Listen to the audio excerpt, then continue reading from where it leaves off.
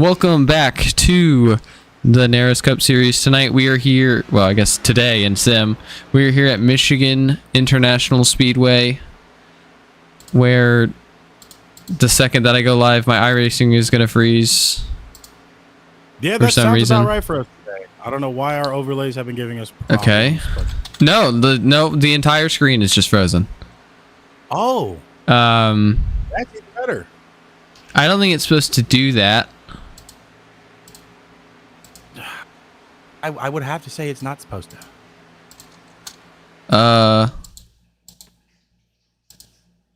Hello? Hello. I still got a copy on you. Yeah, like I can hear you, but everything is just frozen. Well, let me go check our my CPU isn't running high, my memory isn't running high. We're gonna throw it back to this. Okay.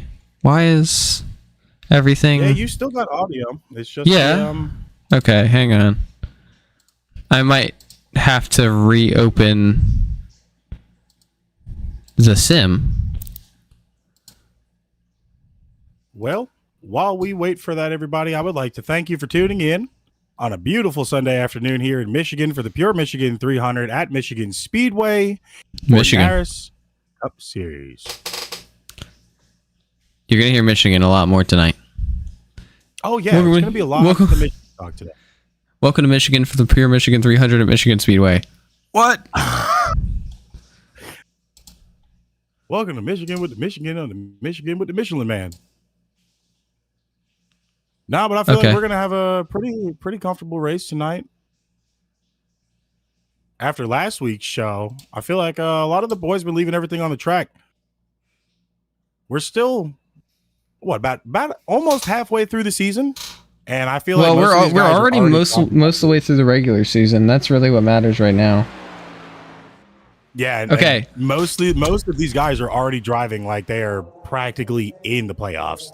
Good news. The screen moves again, so we can cover qualifying. Okay. Let's go with Max Wiesner, who is starting his first lap here. We're going to go ahead and ride alongside with him in the 87, making his series re-debut. Actually, I don't think he ever ran here in Season 1. So Max Wiesner making his debut here in the 87 Chevrolet. Obviously, you can tell he's a big Connor Zilish fan with that 87 font and the Carolina Carport sponsorship, as you see him go all the way to that bottom line. Not sure if that's going to be the best line here tonight. David Callahan right now on top with a 38.90. Aaron Ramon running that part-time 56 for Tricon Garage finds himself in second. Max Wiesner out-qualifies Ramon in P2 with a 0.5 hundredths off of David Callahan. Has to let off a little bit into one. We're going to go back outside of this 87. You see him coming out of turn 2. Let's go ahead and take a look at David Callahan here. And that 18 M&M's machine. It just looks right here in first place. You see him out of 4 onto the tri-oval. You see him stay a little bit higher. You don't see him cut down like you saw Wiesner. It looks like he's not going to improve on his second lap. So a 38.90 for the 18 of Callahan. Looks like Ramon also will not improve here as he finishes his second lap in the Monster Energy 56 for Tricon Garage. In his series debut, he sits in third. Let's take a look at anybody else right now. It looks like Nick Tucker finds himself in P2 after his first lap. Isaiah Fox actually jumping Tucker after his second lap. So Isaiah Fox in the 09 moves to P2, finished second last week in Darlington. Nick Tucker out of 2 may have tapped the wall there, could screw him up a little bit on his second lap. And Brandon Broadfoot goes to P1 with a 38.90 ahead of David Callahan, 100th faster than David Callahan. Mark Morton goes even faster with a 38.85 on his first lap. We'll see what Tucker's able to do here. The 77 of White goes into 4th. Nick Tucker is not able to improve on his second lap. He will continue to fall. Mark Morton right now on his second lap. In the 8 for David Callahan Racing was signed 2 weeks ago, one last week. Apparently my audio for drivers is back on. It looks like qualifying is going to end, so we're going to go ahead 1/1000th of a second there, Brandon. and Stop my that. audio was on too for some reason. Yep, we are going to. We're gonna fix that. I don't know why it did that. Yeah, I have no idea either. So we're just gonna. It turned my AI spotter back on too. In between, I don't. Y'all didn't need to see that. Well, I have to turn it off because he'll say that the green flag's going on. So the Jordan Parker's going to end up in P10 here in the 9 car. Looks like Thaddeus Friel Jr. in his series debut in that 98 Ford Mustang is going to find himself in P14.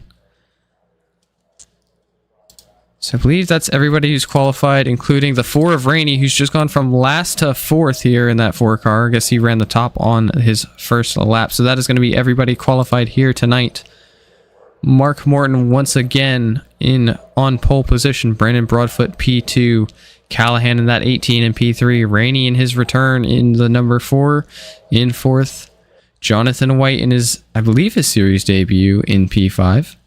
Isaiah Fox, your runner-up last week in Darlington in P6. Gage Burns in that 55 P7. Nick Tucker in P8. Max Wiesner in his debut in P9. Aaron Ramon in his debut for that part-time 56 machine P10. Jordan Parker, your Nashville Superspeedway winner, P11. Carden Hansen making his return to the series in P12. Joshua Mason, the 88, finds himself 13th.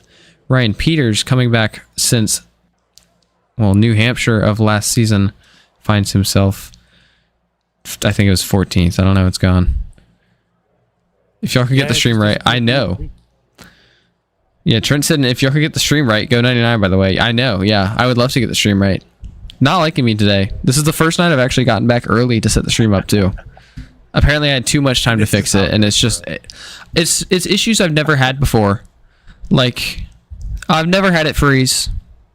Randomly does it the second I turn the cameras on. Don't know why. So, as we sit and warm up, we're going to go ahead and look at the points situation. Mark Morton, it looks like he only has 1 win on there. He is the only multi-time winner this season. He is first with 2 wins. Jordan Parker, your winner at Nashville Superspeedway. Corey Rainey, your winner at Atlanta Motor Speedway, or I guess Echo Park. We're calling it Atlanta. David Callahan, your winner at Las Vegas in that late start. Caleb Hess in the 51 was your Charlotte Motor Speedway winner. It looks like we have Max Wiesner on track. He's not supposed to be there. Dave Stinson, your Daytona winner. Trent Siddon, your winner at... Trent, where was it? Was it Auto Club? I think it was Auto Club. Hang on. I literally just got... I think it was Auto Club. Either that or that was Tanner. We'll find out. He'll be in the chat in a minute. Trent won Kansas. Trent won Kansas. Tanner won Auto Club. And there's too many T's. Kansas, Tanner, yeah. I knew one of y'all won Auto Club, but I always mix it up. Okay. And then you have Lucas Lewis in 8th, plus 198 to the cut line. Christian Mullen, plus 179 to the cut line. What I will say is you see that 11 of Lucas Lewis is not here. The 5 of Mullen is. So the 5 of Mullen will become the highest person in on points for the playoffs after tonight. Joshua Mason 10th plus 127. Gage Burns 11th plus 117. Joey Beam has been gone for a little bit, finds himself in 12th plus 53 points. Brandon Broadfoot finds himself plus 43. Kenneth Colson, who is no longer here, finds himself plus 42. Nick Tucker finds himself plus 28. John Lewis finds himself plus 19. Then Thomas Adams is the first man outside the cut line, finds himself minus 19. Carden Hansen will move in after today, with John Lewis and Kenneth Colson not making it, as well as Thomas Adams. So Carden Hansen right now, minus 21. Expect him above that cut line after today in Michigan. Christopher France in that 24 is minus 47. Taylor Otten, no longer here, finds himself minus 23. Steven Selby, who is not been here for a little bit in the 19, finds himself P21 with a 82 points below the cut line for that 19 machine. Let's go ahead and see if I was given any notes for this week. I'll go ahead and give you the race info. It'll be 150 laps. Stage 1 will be lap 40. Stage 2, lap 80. And stage 3 is, well, when the race ends. So same stages as, I believe, Darlington last week. 9 tire sets tonight at Michigan, 75% fuel. This race will be run in the afternoon, and as always, these drivers will not have a backup car with them. Trying to see if I was given notes. I don't recall notes. Were you given notes, Tyler? I did not see anything on my desk when I sat down, so I don't believe we have a note sheet tonight. Okay. So who's your pick to win? I guess we'll start there. Well, after watching the stream last night, I would have said that car of Mark Morton like I called that Dega, but I heard a couple of comments, so I'm just gonna let him ride on that back burner tonight, and I'm gonna go with the 87 of Max Wiesner. I think it's Wiesner. Max Wiesner. Yes. So you have the series debut of Max Wiesner being the race winner tonight in Michigan. Absolutely. And the only reason I say that, yes, he is in the C class, just like Carden Hansen is. Most of everybody else in here is kind of A class and B class, but you cannot look at the license to determine the driver. When I called Morton out to pull that win, he was in the back of the pack for those two races. He really wasn't being seen. So I really try to go for the underdog in the race. With it being his first race, he's going to leave nothing on the line. He's gonna drive that car until the engine practically gives out and the oil is burnt. So I feel like with that determination and anticipation for this being his first race, it could really benefit him in that way. I'm going to go ahead and say, kind of along with you, sort of an underdog story. We saw this man flip at Auto Club. I made the call literally that I thought he died. I'm going to go ahead and pick, well, I guess I'm going to lie and make two picks. I'm going to go and pick the 09 of Isaiah Fox. He finished second last week at Darlington. He's run really well here in NIS in the current Cup cars. I don't see any reason why he can't make something happen today. Like I said, I'm going to shoot a little bit. I'm going to get a second pick. I'm going to go ahead with Gage Burns in that 55. I think he's got something that we haven't really seen here. He was really strong at Auto Club, and I do think he has a chance tonight to, if he doesn't win, I think he definitely has a good shot at a top 5 or a top 10 here. So a good point to stay at least for Gage Burns is my assumption. I guess let's go ahead. Where you're going with Gage. I Yeah, feel like he's been off pace just a little bit too much for my liking in the later stages of the race. I could be wrong tonight. It might show us different. We have 9 sets of tires, so you really can't say tires are going to make the race. So I mean, are there any interesting drivers tonight that you think we should pay attention to that aren't, maybe regulars right now?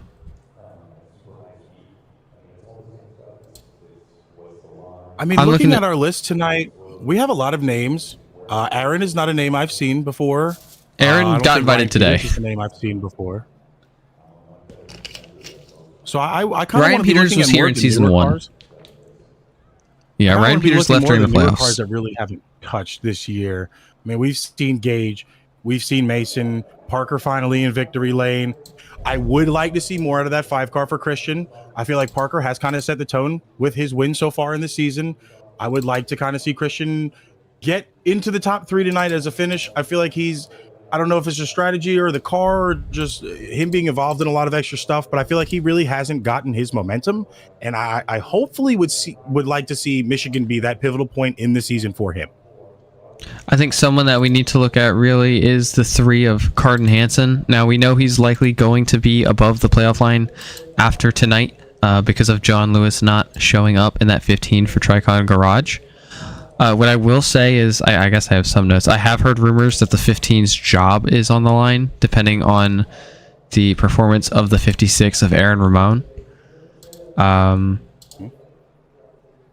So, I mean, Aaron Ramon really is kind of racing for a full-time seat now, and John Lewis is kind of in that Alex Bowman position at Talladega, where he's really just forced to watch right now. So we'll have to see what Aaron is able to do tonight. I think it's someone else that's kind of been, I guess, he's been relatively quiet, I'd say, as of late, is going to be the 18 of David Callahan.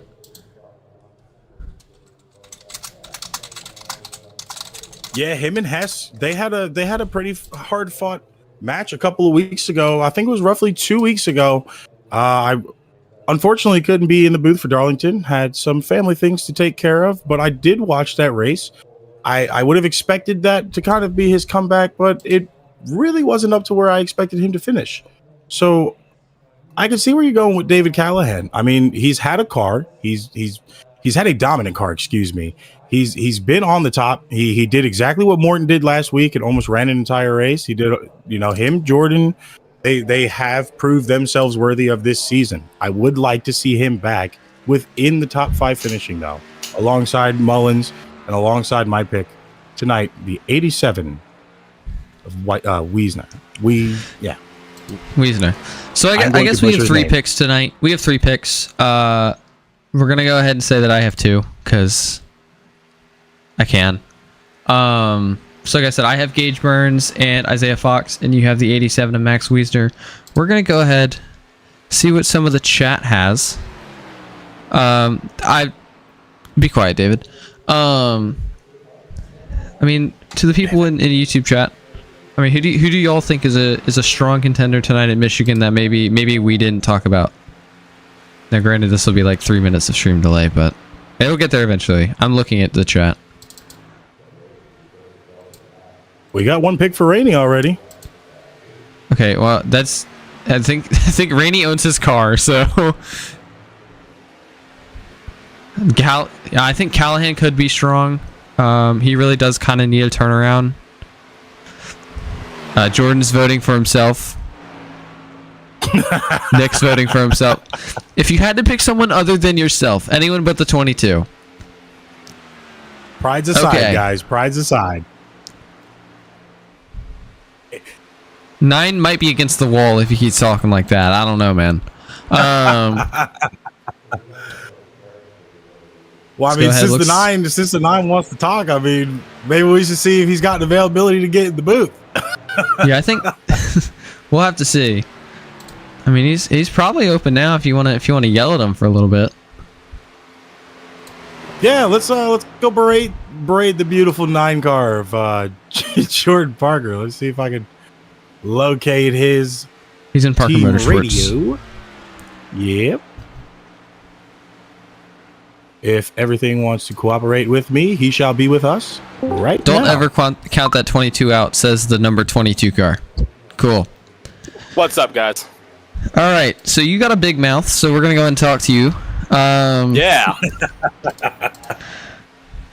So what's up? What makes you think you got the speed to win tonight? I mean, for the first couple of laps, it's just going to be mainly draft until everyone decides to burn off their tires because they think that they can run full throttle everywhere. I don't think I've got the most laps in practice on this track, but I've got some experience. I've got a truck win here. Then again, it was off of a 3-lap restart on fresh tires. I mean, do you see anybody who would be a big threat to you tonight? Callahan, Morton, Broadfoot, the 3 biggest names of the season so far. It's going to have to play out just like Nashville did. I'm going to have to find some kind of luck with tire strategy going my way. It's going to be a tough one, though. It's going to be a real tough one. So I'm looking at the timing board right here, and I know you're not going to like this. I have to ask, why are you a second in 2700ths off the pace? Because I'm running topside. All topside. I don't think the top is a second slower.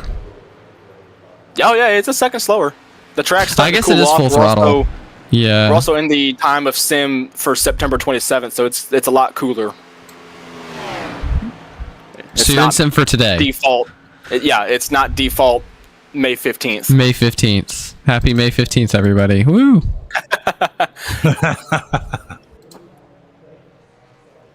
So, all right. Well, good luck tonight. And apparently someone just died in front of Jordan. So we will talk to you later.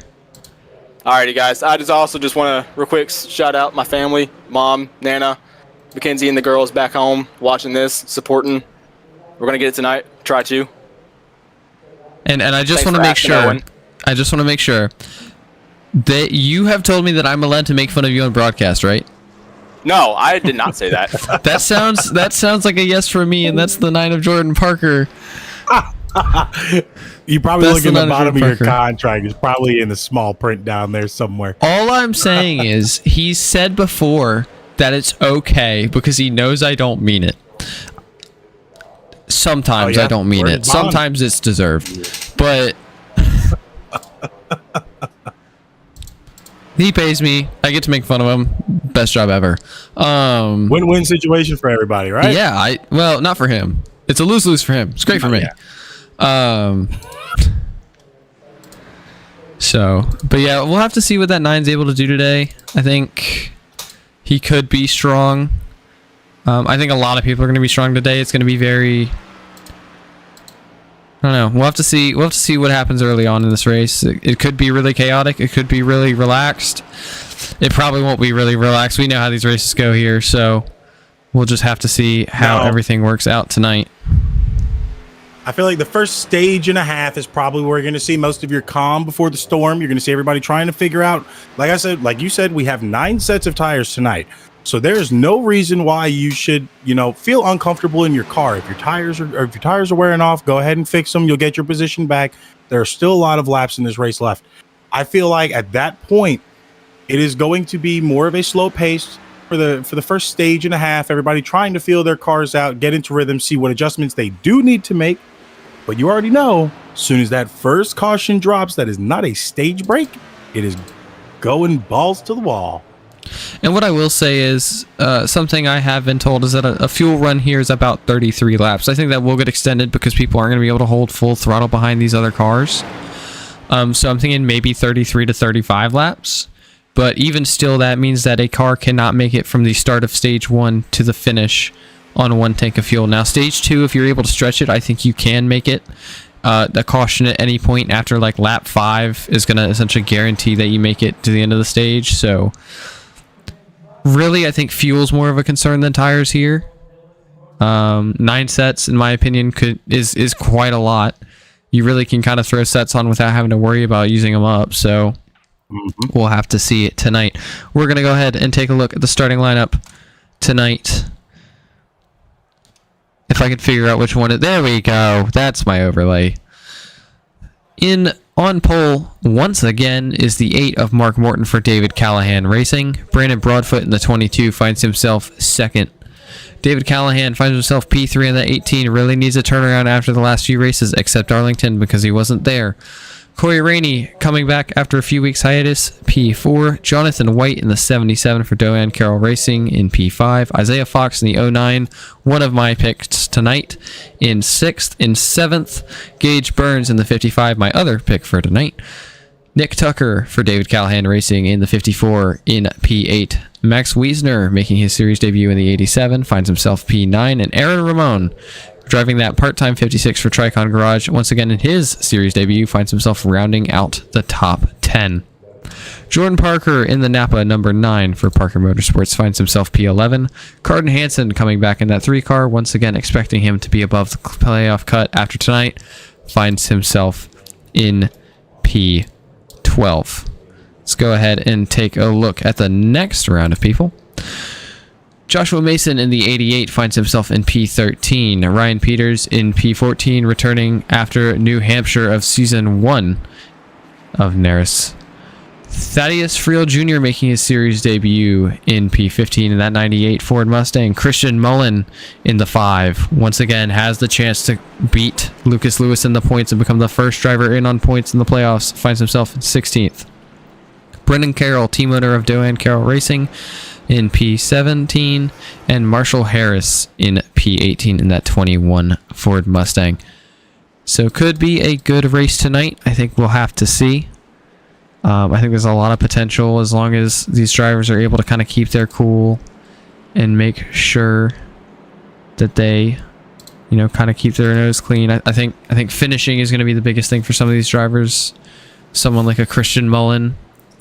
A Mark Morton really kind of is only going for a win. With 2 wins, he's locked into the playoffs, guaranteed. He's extra locked, even though I don't think we can have more winners than 16 now. Some of these guys who came in late, I think some of these guys who came in late are gonna need a really good day today. So you might see people like, Thaddeus Friel, Ryan Peters, Brendan Carroll, Marshall Harris. Jonathan White, who's someone that's kind of shown up in this top end that we haven't talked about too much. That's definitely some people who we think are going to be could be really aggressive and really want this win. And we'll have to see if they have anything for established drivers like Mark Morton, David Callahan. Brandon Broadfoot has started to establish himself. Hasn't broke through for that win yet, but I think he definitely has a chance tonight. Corey Rainey obviously has been a strong name in here the last 2 seasons. Obviously Parker's going to be strong. So we'll have to see what these new guys are able to do against these known names of the NARAS Cup Series here at Michigan Speedway. This is kind of just, I guess, a prelude to next week at Indianapolis Motor Speedway for the Brickyard 200. We don't run all 400 miles because that would take forever, and I would make Jordan pay me more. So we're going to go ahead and hand it off. We're going to go ahead and hand it off to Tyler. He is going to be the main commentator for a majority of tonight. So we're going to let him go ahead and commentate the start, and we wish you luck, Tyler. Thank you, Owen. As we are coming around last time under caution before this race is underway, as we slowly wait for them all anticipating, nerves racking, hands shaking behind that wheel, saying their last prayer and praying they can get that win tonight. As we see them exiting turn 4, the pace car is officially off the track. Mark Morton is your leader. He will be taking this green flag as he comes to the restart zone. Green flag is waved and the race is underway. And you can see Mark Morton not really able to pull ahead of the 22 of Brandon Broadfoot, so we'll have to see what Broadfoot is able to do here in turn 1. No, Broadfoot got a really good jump there on Morton. Morton holding off David Callahan from behind. Broadfoot kind of looks like he's losing it on top. Rainey staying behind him. The pack is still close. There's really not much breakup here. Like we said, this is going to be a draft-heavy track, but you can see Mark Morton, David Callahan are slowly starting to break off this pack with Jonathan White not too far behind. Morton looks like he's trying to run that low line and keep that low line. Almost hits the wall there. It's giving Callahan room to catch up. Jonathan White still holding behind him. Brandon's starting to make that run. Used a little bit of the apron there. Might cost him some time, unfortunately. As you it see will. absolute chaos here in the middle. This is just chaos here in the middle. They're 3 wide for 2 or 3 rows here. You see Jordan Parker still aggressive on the bottom. Brandon Broadfoot just bleeding positions here in the middle lane. Yeah, and that's really not what you want to do early in this race, is lose your position. You kind of want to hold your position steady and see how far you can ride that before you have to go into pits. Unfortunately for Broadfoot, it looks like he is going to lose decent amount of positions on that. He's already back to I don't even see him on. Yeah, look at Gage Burns though. He's found himself 15th. Yeah, he's found himself in P5, falling back to P7 now, but look at how packed this battle for the lead has become, because the way these cars are able to draft up to the car ahead. Morton and Callahan were kind of gone, but now you see Rainey, Burns. They're 4 wide here on the bottom. Isaiah Fox in the 09 all the way to the line, moves that 87 up. Looks like the 87 is going to be able to... Yeah, that could have been really bad, really easily there. They're still 3 wide with that 09 on the bottom. The 9 of Parker finds himself on the bottom of 3. This is the chaos. Well, I guess this is the chaos we wanted. Maybe not as much. Maybe not the chaos we expected. We thought it'd be a little bit more mellowed down, but I am all for the chaos tonight. Looks like Parker's going to have to back out here. And they're 3 wide for like 15th. This is crazy. These guys, like I said, they are going to leave it all on the track tonight. There's not going to be anything left behind. Looks like Max is going to make the move low. 3 wide, almost door to door there. He had to get out a little bit. He started moving up, almost caught the bumper of the 56. Aaron Ramon behind him. This pack is not losing much time here, but these top 5 are running away. Morton and Rainey side by side. Rainey going for the lead right now. David Callahan still behind in 2nd. Corey Rainey in 3rd. Jonathan White in 4th. Isaiah Fox in 5th. These guys are not trying to let go of anything right now. They are there's a wreck in the side by back. side. Christian Mullen goes around. As David Callahan takes the lead, we have our first caution of the night.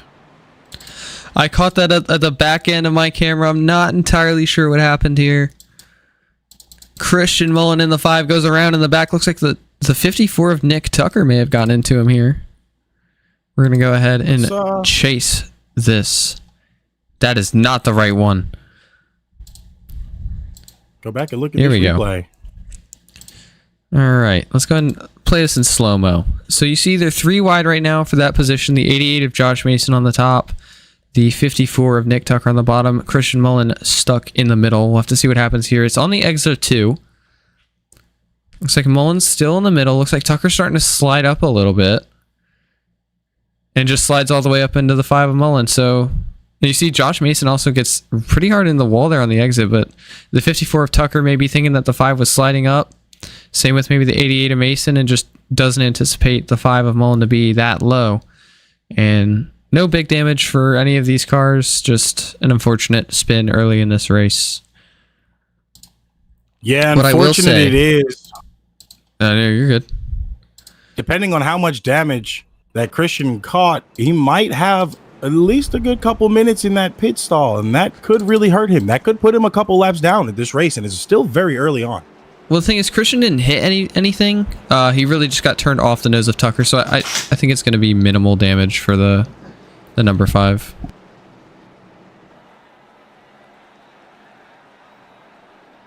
It's just not a good time to get in an accident, because once that gets in your head, it's kind of hard to shake that and bounce back. You're always going to be weary of that car next to you. We are...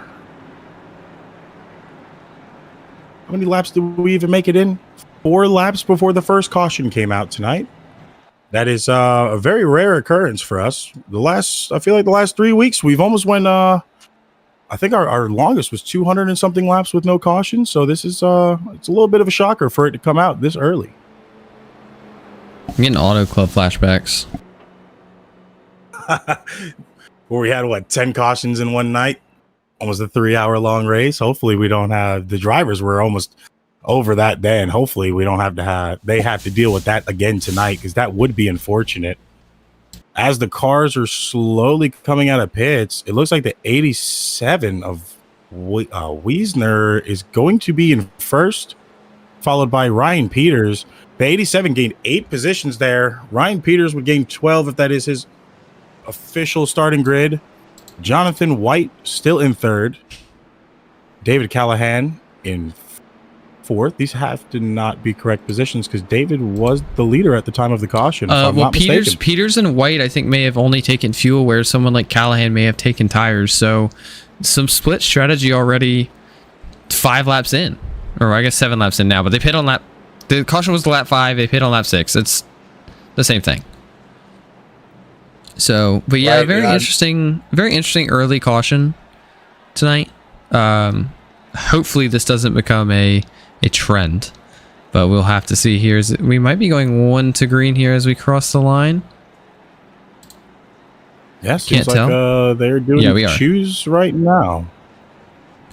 So we'll have to see what the 05 of Peters... The 05 of Peters was sitting back, so maybe was saving his tires is the reason he did not take tires this last time by. So we'll have to see what he's able to do now with some track position. The 09 of Isaiah Fox we've seen get incredibly aggressive. Same with the 9 of Parker. Yeah, and that's something I really didn't bank on too early in this race, especially within the first 5 laps. I kind of thought they were going to sit down and figure out the groove before, going all the way. But apparently all the way is the goal today, but it might backfire, as we've just seen it now. We had our first spin out.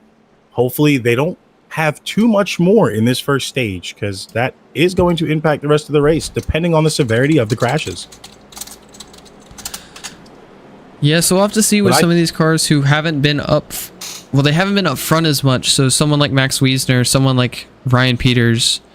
Like I said, we'll have to see what they're able to do with the track position. You also have to see what people like Jordan Parker, Christian Mullen... Christian Mullen actually gained positions under that caution, believe it or not.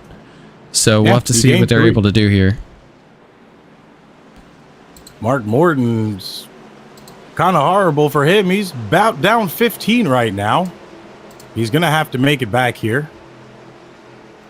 Hopefully this restart will be the trying times for him, as the pace car is off. And Max Wiesner will be your leader here. Gets an amazing jump on the rest of the pack there. 77 and Jonathan White is not too far behind. That high lane is not breaking yet. They are slowly catching up. but you see the 56 and the 18 of David Callahan had went high right there. Already 3 wide for second place and already about to form a 3 wide for third place. This is going to be a highly intense race the entire way. Look at Corey Rainey. Corey Rainey through the middle here. That was a move. You couldn't see it well on camera, but you could.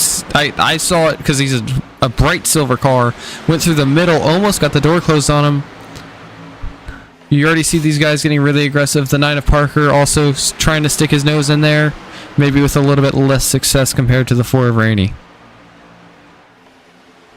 Yeah, David Callahan right now driving comfortably in the top. He still has Wiesner on top, running that high lane. About to overtake him. If he keeps that rolling on that high lane, is starting to grab now. There's a little bit of a wiggle back there. Looked like Jordan almost hit the wall.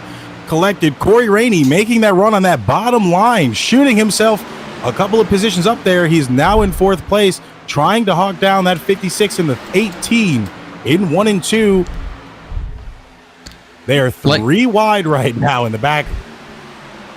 Like we said, this 56 of Aaron Ramon, making his series debut, finds himself in P2 with Tricon Garage.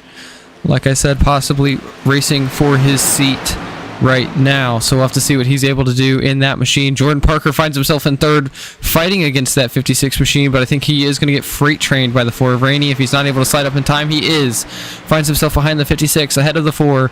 The 54 of Tucker, the 4 of Rainey, both diving low. Parker finds himself on the top of 3. Found himself middle 4 for a second. Aaron Ramon kind of backs out on the high side, finds himself falling all the way back to 4th or 5th here. And he'll be side by side of the 4 of Rainey and the 54 of Nick Tucker. So Jordan Parker, the ultimate winner in this. Oh, it was a caution here. Another caution. And for some reason, the AI spotters are back on. Oh, it's the 05 and the 5. 05 and the 5. I don't have that on my action report. Yeah, so I'm following the 5 now. Yeah, it's not catching on my action report that anything wrecked. Oh, the 87 happened, so comes down, doors the 77, which hits the 77 into the right rear of the 5. It actually hooks the 77 back up into the 83, who actually saves himself on the side of the 5. Ryan Peters trying to avoid it on the apron into the grass, just gets clipped at the end by the 5 car. Jonathan White, though, might have come the worst out of it. I think he went head on into that outside wall. We'll have to see if actually the 05 might come back up here in front of the 77 car. Looks like he's not going to. But what I'm interested in seeing is the 77's contact with the outside wall here is kind of what I want to see. Because that's kind of going to determine what his race looks like from here. The right rear hit. It doesn't look horrible, but it doesn't look good. So we'll have to see what he's able to do with that car today. he about hit that wall square with that right rear tire. So you've got to wonder if there's a toe knocked out of it, or if he might. And the good thing for him, right side down. The good thing for him is these cars are not like the next gen cars. The toes are not as sensitive. It was not really a light hit, but at the same time, it wasn't all. I don't think it's a race-ending hit or like a really bad hit for that car. It's still going to affect him at a track like Michigan, but I think it's going to be a bit better than some of us expect. I will say the biggest loser, I think, on that start was the 87 of Wiesner. Obviously ended up pulling the caution out. Finds himself on pit road this time now that he knows he can make it on fuel. So, I mean, I don't know. I feel like I'd love to just do pick versus pick, but it really is too early to say anything with how many cautions we've had. We see the 21 of Marshall Harris already finds himself out of this race. Not entirely sure. He made it 3.5 laps, so I think he may have had internet issues. So second caution of the day for a multi-car accident on lap 12. So we'll have to see what happens next. We see the 18 of Callahan, the 9 of Parker, the 54 of Tucker, the 4 of Rainey, and the 8 of Morton are the top 5 right now. Aaron Ramon, the first car to come out of pit road in that 56 for Tricon Garage, finds himself P11. So the top 10 all stayed out on this cycle. Everyone outside the top 10 found themselves on pit road. The 77 of Jonathan White and the 05 of Ryan Peters still remain on pit road to fix damage currently. So already a very interesting race. Starting to sense a pattern. Not a pattern I like, but I think these guys can sort it out. I think they're kind of... A lot of guys are getting used to racing with each other for the first time. This really isn't the best track to do it for the first time. So, you know, we'll really have to see how these guys race each other the rest of tonight. Any thoughts, Tony? Yeah, I do agree with you, too. With this track, with it being a heavy draft-dependent track, you're going to burn your tires a little bit faster if you're going to stay in that low line and try to hold that low line to that apron. It is going to burn a little bit faster than it would if you held that middle to high line. I think that's kind of what we're seeing a little bit from here is the tires. They might just be spinning tires a little bit too much, and it's causing them to get loose in that draft. They're not accustomed to having to check up in a 100% draft pack. Like you said, we do have a couple new guys scattered throughout this pack. And what I will say is we see a lot of these guys choosing the top line, I think for that same reason you're talking about with the tire wear. Obviously, Jordan Parker is going to choose the low line. He's going to want to be aggressive here, but also has to realize that these tires have to last better, if not as good as the 18 of Callahan, the 54 of Tucker, the 4 of Rainey. So we'll have to see what the 9's able to do here on the restart. I think his best bet, if he's not able to clear the 18, is just to try and force the 54 to back out. Find himself in second and really go for a second move on the 18. Yeah, that's really going to be the key for Parker right now is, like you said, to be aggressive as aggressive as possible on this restart. Try to get that edge over the 18, get that good jump. Hopefully that 8 car of Morton will kind of push him ahead of him. He can jump up, block a couple lines, but get in his rhythm and see, how far this pack's going to spread out. We obviously know David Callahan's not going to let Parker get as far as he can. Morton will not let Parker get as far as he really wants to. So there's going to be a lot of stress right here as the pace car comes off again after the second caution of the night. Jordan Parker is going to be taking us to the line in the restart zone. As David Callahan gets a major jump. Parker just was not ready for the 18 here. He's going to have to slide up ahead of Rainey. Chooses not to right now. Looks like he's going to go on the bottom and try and challenge the 54 of Nick Tucker. We'll see what he's able to do here. You see Callahan on that top line trying to save his tires. Looks like Parker's going to get ahead of the 54, but is not going to be able to jump next to that 18. Actually, yes, he will. We'll see if he goes for a move here in 3. We see the 09 of Isaiah Fox already looking for a strong move down the inside, and he's still going for under the 8 of Morton and the 4 of Rainey. He finds himself bottom of 3 wide in that 09. Now we're going to have to watch and pay attention to Parker here because he is running this low line. He's exiting kind of mid. He's not rolling all the way up high to the door. That might try to burn his tires. It looks like he's trying to run that midline now to save. It's going to cost him. He's going to go down at least 2 positions right now as he fights side by side with Rainey. Rainey now trying to get up into P2 ahead of Nick Tucker and David Callahan. Ooh, the 5 car Mullins almost got in another wreck there. Looked like I think the 3 was a bit slow off of 2, and it forced that 5 to really cut down, and I thought he was losing it off the corner. Looks like the 54 Tucker might actually be in the wall on that top side as he loses 2 positions to the 4 of Rainey and his teammate in the 8 of Morton. Now it's Callahan and Rainey. Rainey going for the run on the side. Carton Hansen also looking for third. Rainey to the bottom. Looks like he's going to try to clear. I don't think he's going to clear Callahan, though. I think Callahan's still going to be able to fight back on that top side. Oh, spin! Nope. Carton Hansen! It was Carton Hansen in the 3. Looks like he was able to save it. A great save by that 3 car, but really kind of a poor ending to what was looking like a really good run for that 3 car so far. Yeah, that's going to hurt him right now. He has lost tremendous amount of pace right there. He is all the way back into 17th and slowly losing a gap as it speaks. If he's not in that draft, that might impact him until the next wreck here. But Corey Rainey from the 9 of Parker into the 8 of Morton, actually. That could have been something there. As we follow this battle for the lead, still Callahan and Rainey. Everyone's starting to get to Callahan. There's not much movement going on right now. You can see Callahan losing momentum because of that. Jesus, Rainey got a huge run out of the corner there. Jumps right in front of David Callahan's Callahan. Gonna be right behind him. Yeah, what we've noticed right is the leader will kind of get away, fight one or two people, and then the entire pack will get to him, and that's when the wreck usually occurs. So right now, I think what everyone's trying to do is this is that part where everyone gets bunched up again. No one's really expecting it. The tire's a little bit hotter. We'll have to see. Morton is able to clear his teammate of Callahan. We see a lot of shuffling to get to that top line right now. No, but this is giving them time. Rainey's pulled away.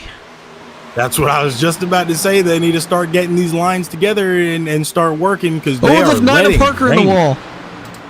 The Nina Parker bleeding spots finds himself P13 right now. Was running second only 2 laps ago. It looks like the Ada Morton's starting to track down that 4 car. Hopefully Parker didn't get too much damage there. He could make his way back. It's just going to take some time with the amount of cars he has around him. It isn't too many. It's just them 4. They are not too disconnected from the pack. So hopefully we will see them back up here before the rest of this stage. But right now, Morton trying to make me look like a fool in second place, trying to gun down Rainey. Callahan not letting them get too far away. There is decent space between these top 3 cars, but like you said, it is a cat and mouse game. They will get that space. They will run away from it. It'll come back again. So right now we are watching Rainey play defense as much as possible. As you see, he guarded the middle there, so Morton couldn't get a better run out of that corner. Clean exit onto the back stretch. Not much changing right now. David Callahan still in 3rd. Aaron Ramon in the 56. It's weird because Morton looks really patient, but at the same time is looking for the move. As actually he's going to find himself under the 4 of Rainey. Looks like Rainey's going to clear him though. Gage Burns already moving up into looking for P3 with the 56 of his teammate of Aaron Ramon right behind him. We'll have to see if they're able to do anything. We have 4 Toyotas in the top 5. Gage Burns going. As you said. Gage Burns almost slid up into the Ada Morton. He saw that 55 car had wheels right there and knew he had to go low. Morton going down low on Rainey, side by side, going into this corner. Morton out in front. There's a high line behind Rainey. Will he be able to get it back? Though. Rainey back in front, but this is going to be the exit. It's going to be the telling point. 55, 56, 98, and the 54 all on the top lane. There's only 6 cars right there. Oh, Burns looking for a move. And they're all getting stacked up behind the 56. We'll see what Burns is able to do. You see him sliding up maybe into that 4 car. Looks like he's going to back out. Almost catching the 4.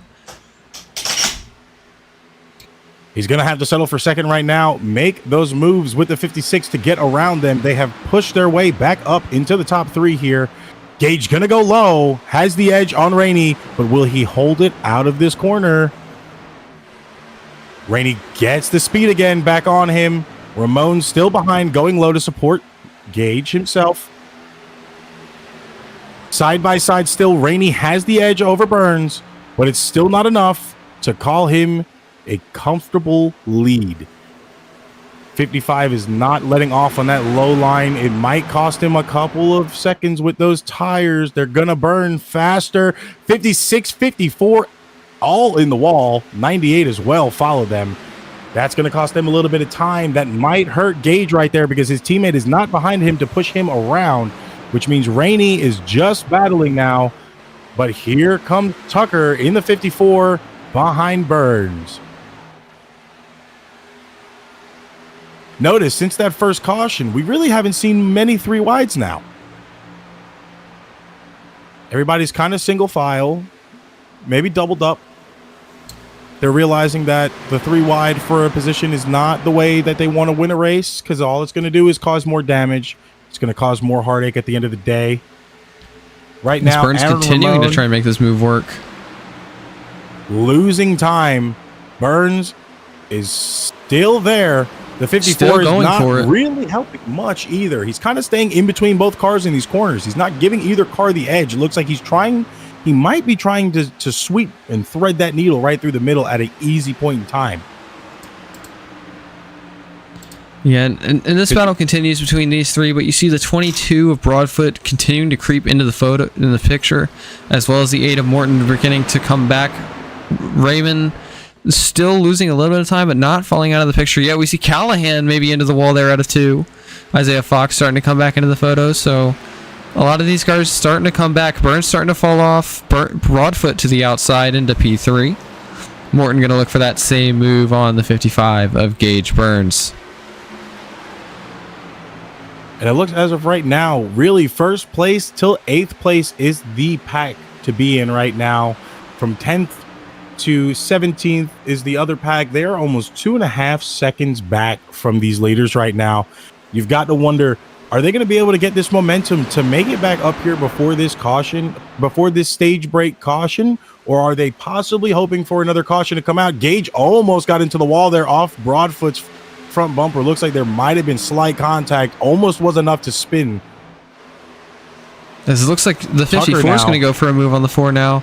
People have been able to get to the 4 of Rainey, but haven't been able to get around the 4 of Rainey. So we'll see who the first person is that's able to do it, as we see Thaddeus Friel in that 98 move onto pit road in 16th.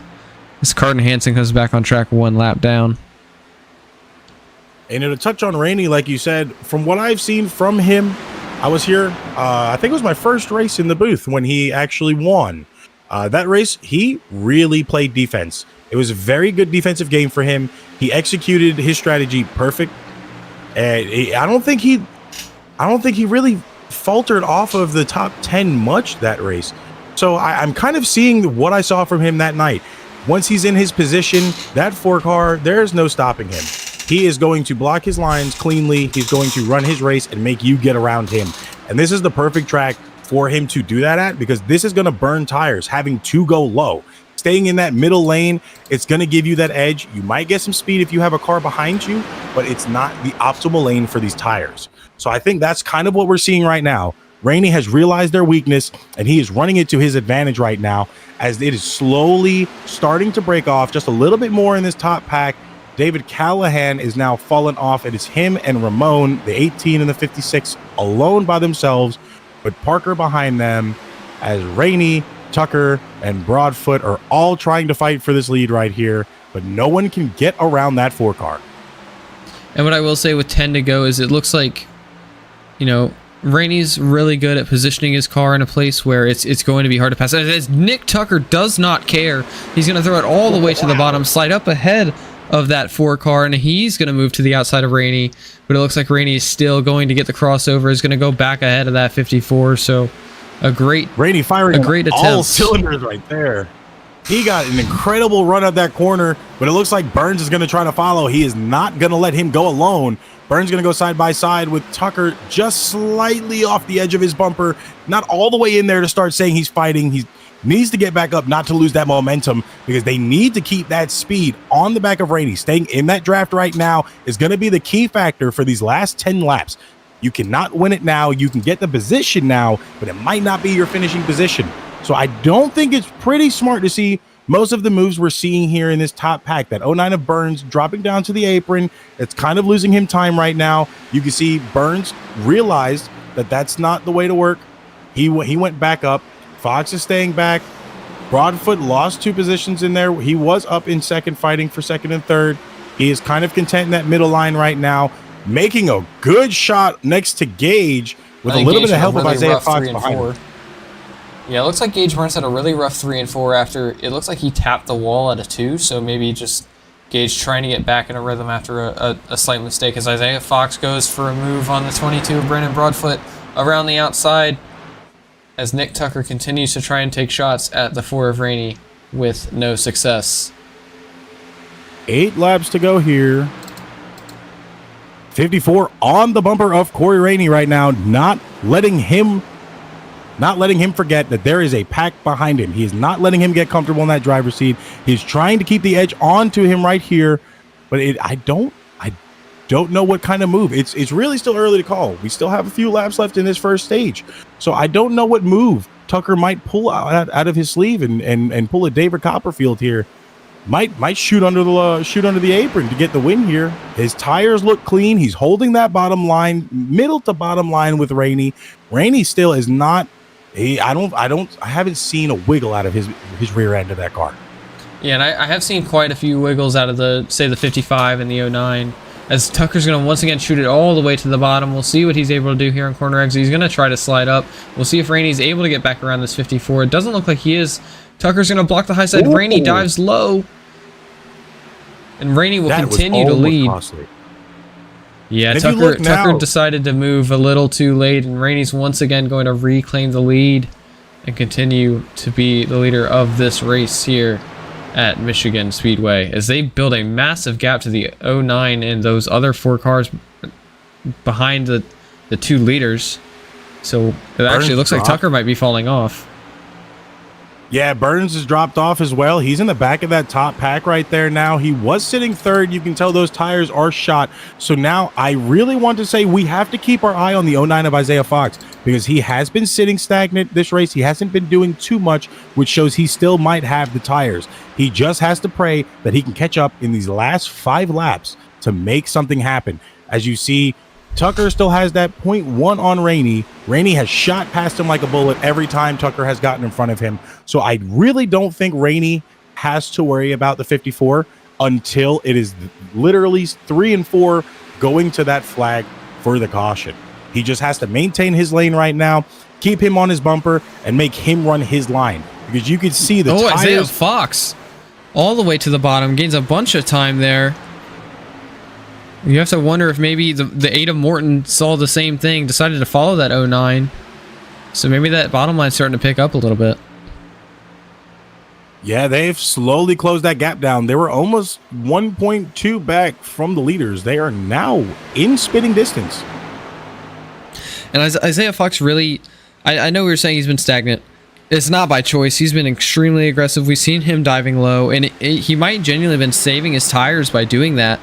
While he's not in the draft, it is as he goes for a low on a dive on both of them.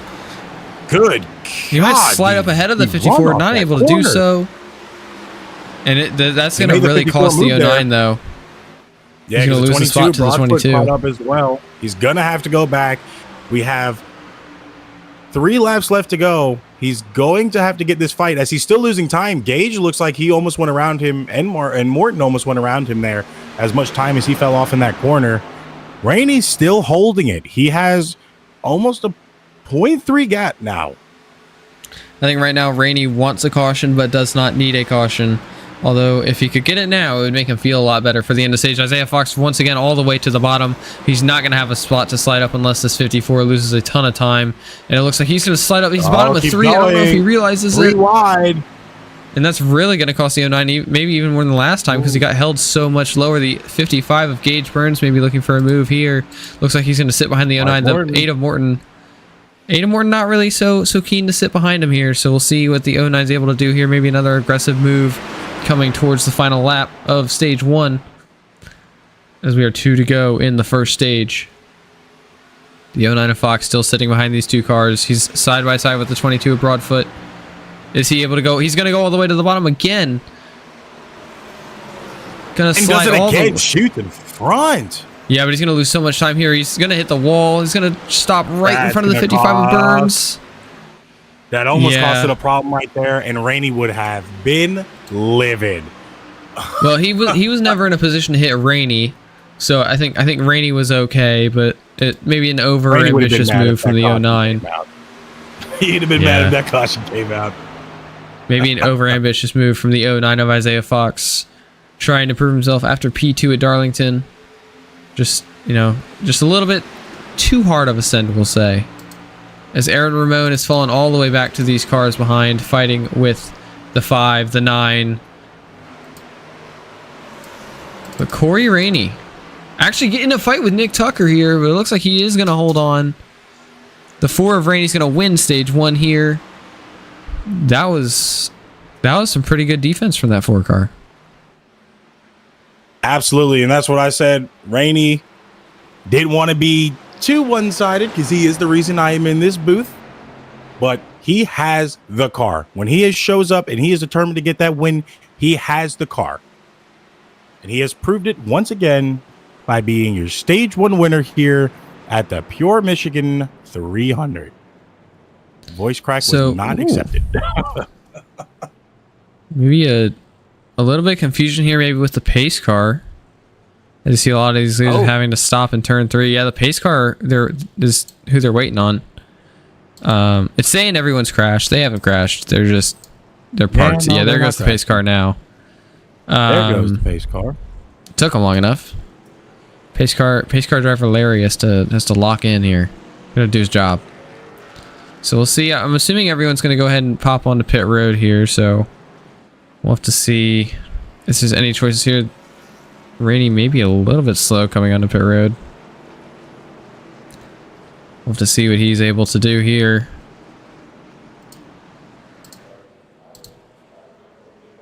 As the 54 Tucker's going to get right behind him. Well, while they pit, I think we should show them a little preview of something that we've had working over the last couple of days. Oh yeah, you thinking a trailer of some sort? Yeah, I think a new and improved NARAS trailer preview right now would feel like do us just a little bit of justice. All right, well, let's go ahead and take a new look at the NARAS trailer, and we'll be right back.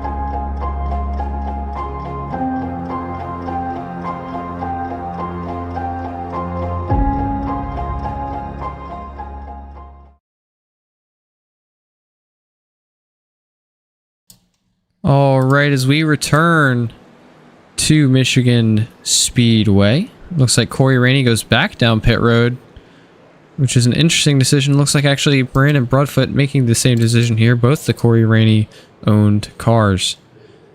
And you have to look at that lap count. You have to wonder if maybe they're trying to make it to the end here on fuel. Yeah, it looks like just a top up for the 22 and the 4. So possibly a good pit strategy here from that team. Yeah, and just to reiterate again, for anybody who hasn't been around for the beginning of this race, these stages are 40, 40, and 70. So what did you say? They have about 30 to 35 laps of fuel per stage. In the draft, you could probably pull it a little bit, but not so much. Well, and really in the draft, you're not only going to save fuel, you're going to save tires, which is going to give you a better shot at the end. We're thinking realistically, if you're able to save in the draft and maybe shut your engine off a little bit, you're gonna find that extra 2 to 4 laps you'll need. I think you'll save 2 in the draft, and you can easily save more than 2 by clutching in or shutting off the engine. So if Rainey and Broadfoot are able to play the cards right, worst case scenario, they'll have a shorter pit if there's a late caution. So we'll have to see what they're able to do here. As pace car is going to go ahead and pull off, as stage 2 is going to be led by Nick Tucker. Nick Tucker's showing us what he's got here as the green flag drops for stage 2. Gets an incredible jump right there. Not so much of that top line behind him. Mark Morton still sitting down there low. Christian Mullins finally in the top 5, what I've wanted to see today. Hopefully he can keep it there. Jordan Parker still sitting in 3rd. His teammate, Parker Motorsports, Christian Mullins sitting behind him. 55 of Gage Burns is still up there. David Callahan, Max Wiesner. I said it correctly for once. Oh, wrecks the 54. Oh, that's not going to go over well. A caution for the 54 of Tucker.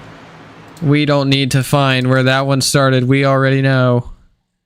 It was the 9 of Parker looking for an ambitious move into turn 3. Possibly an over-ambitious move here. We're going to go ahead and take a look at this move. You see he gets a massive run on the 54 of Nick Tucker. Something we expected here on the restart with how big a jump Tucker got. You see him dive low, maybe a little late. No, Tucker still hasn't turned in by now. He wants to dive low. I think Tucker's thinking bottom line. Looks like Jordan's thinking middle. Maybe a possible net code here. Gets Tucker loose. Tucker overcorrects again, spins. He's going to hit his right rear on that outside wall. Finds himself in a poor position, although it could have been much worse if he were to go nose first into that wall. Having no backup cars today. So I think Nick Tucker maybe got a little bit lucky. Maybe a little bit of, two different ideas there, but a really early caution in stage 2 that's going to benefit Broadfoot and Rainey, because they're going to be good on fuel now, I think. Yeah, most definitely. If I was either of those cars, I'd be in pit lane right now getting my fuel.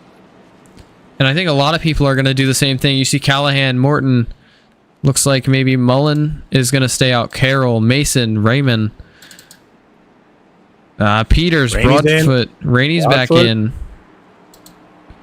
You see a lot of these cars come to pit road thinking that, well, they will be able to make it on fuel to the end of stage 2 here. So, yeah, really interesting already. Who's going to be the first out their stall? Well, really what I'm wondering is we see the 3 of Hansen. He was, I believe, the lucky dog after stage 1. We did see him go a lap down after his almost, his what could have been a really crazy wreck to the inside wall. I think he got out of that one. I'd say he got lucky with that, being able to save the car. So the 3 of Hansen finds himself in P6 here. Parker, Burns, Mullen, Wiesner, Fox, Hansen all stayed out under that caution. Everybody who pit, so Morton, Callahan, Mason, Peters, Broadfoot, Carroll, Rainey, White, Raymond, we think can make it on fuel from here. As we see, Tucker actually goes a lap down due to his damage, so maybe a bit worse than we thought tonight for that 54. Yeah, Tucker a lap down right now. Thaddeus Friel is also a lap down right now, joining him. Yeah, definitely with the way these interesting cautions are going, the way these cautions are going, I don't see why they shouldn't be able to get their positions back. It might take a little bit.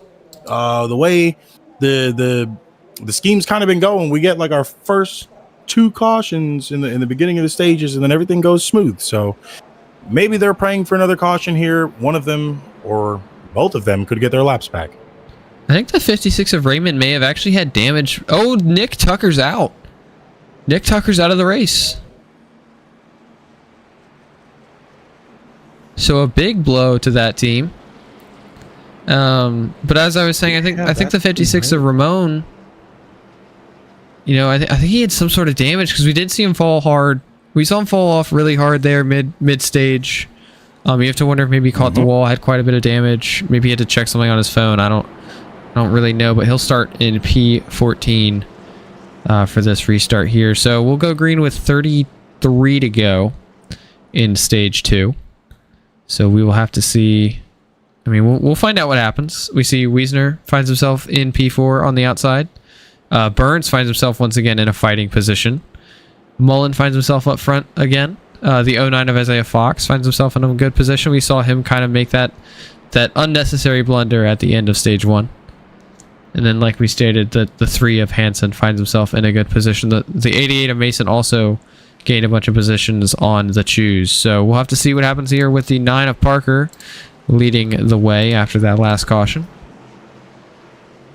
I'm feeling Nick Tucker may not be excited.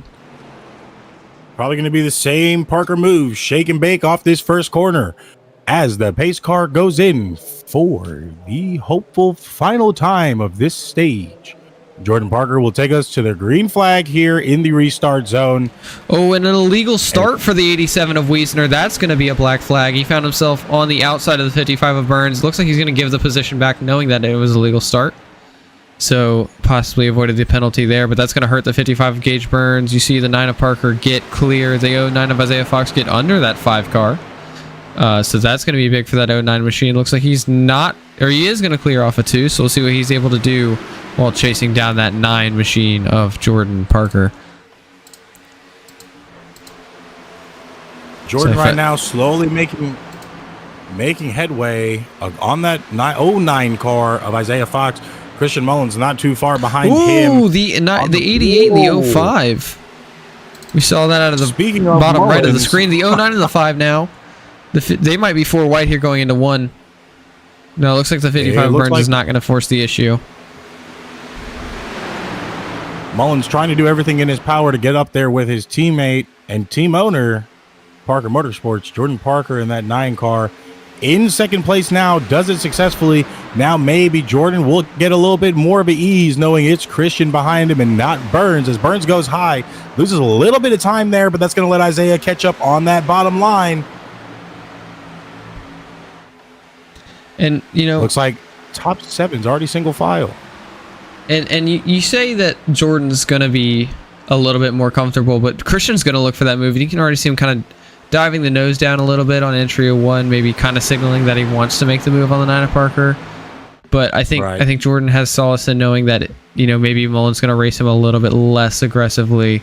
But that's not going to matter because the 55 of Burns is now the car behind the 9. We'll see what Burns is able to do. The 09 of Fox still looking aggressive as always. We'll see if he finishes on all 4 wheels tonight. As the 09 of Fox was the car that flipped at Auto Club a few weeks ago. Well, probably a few months ago now.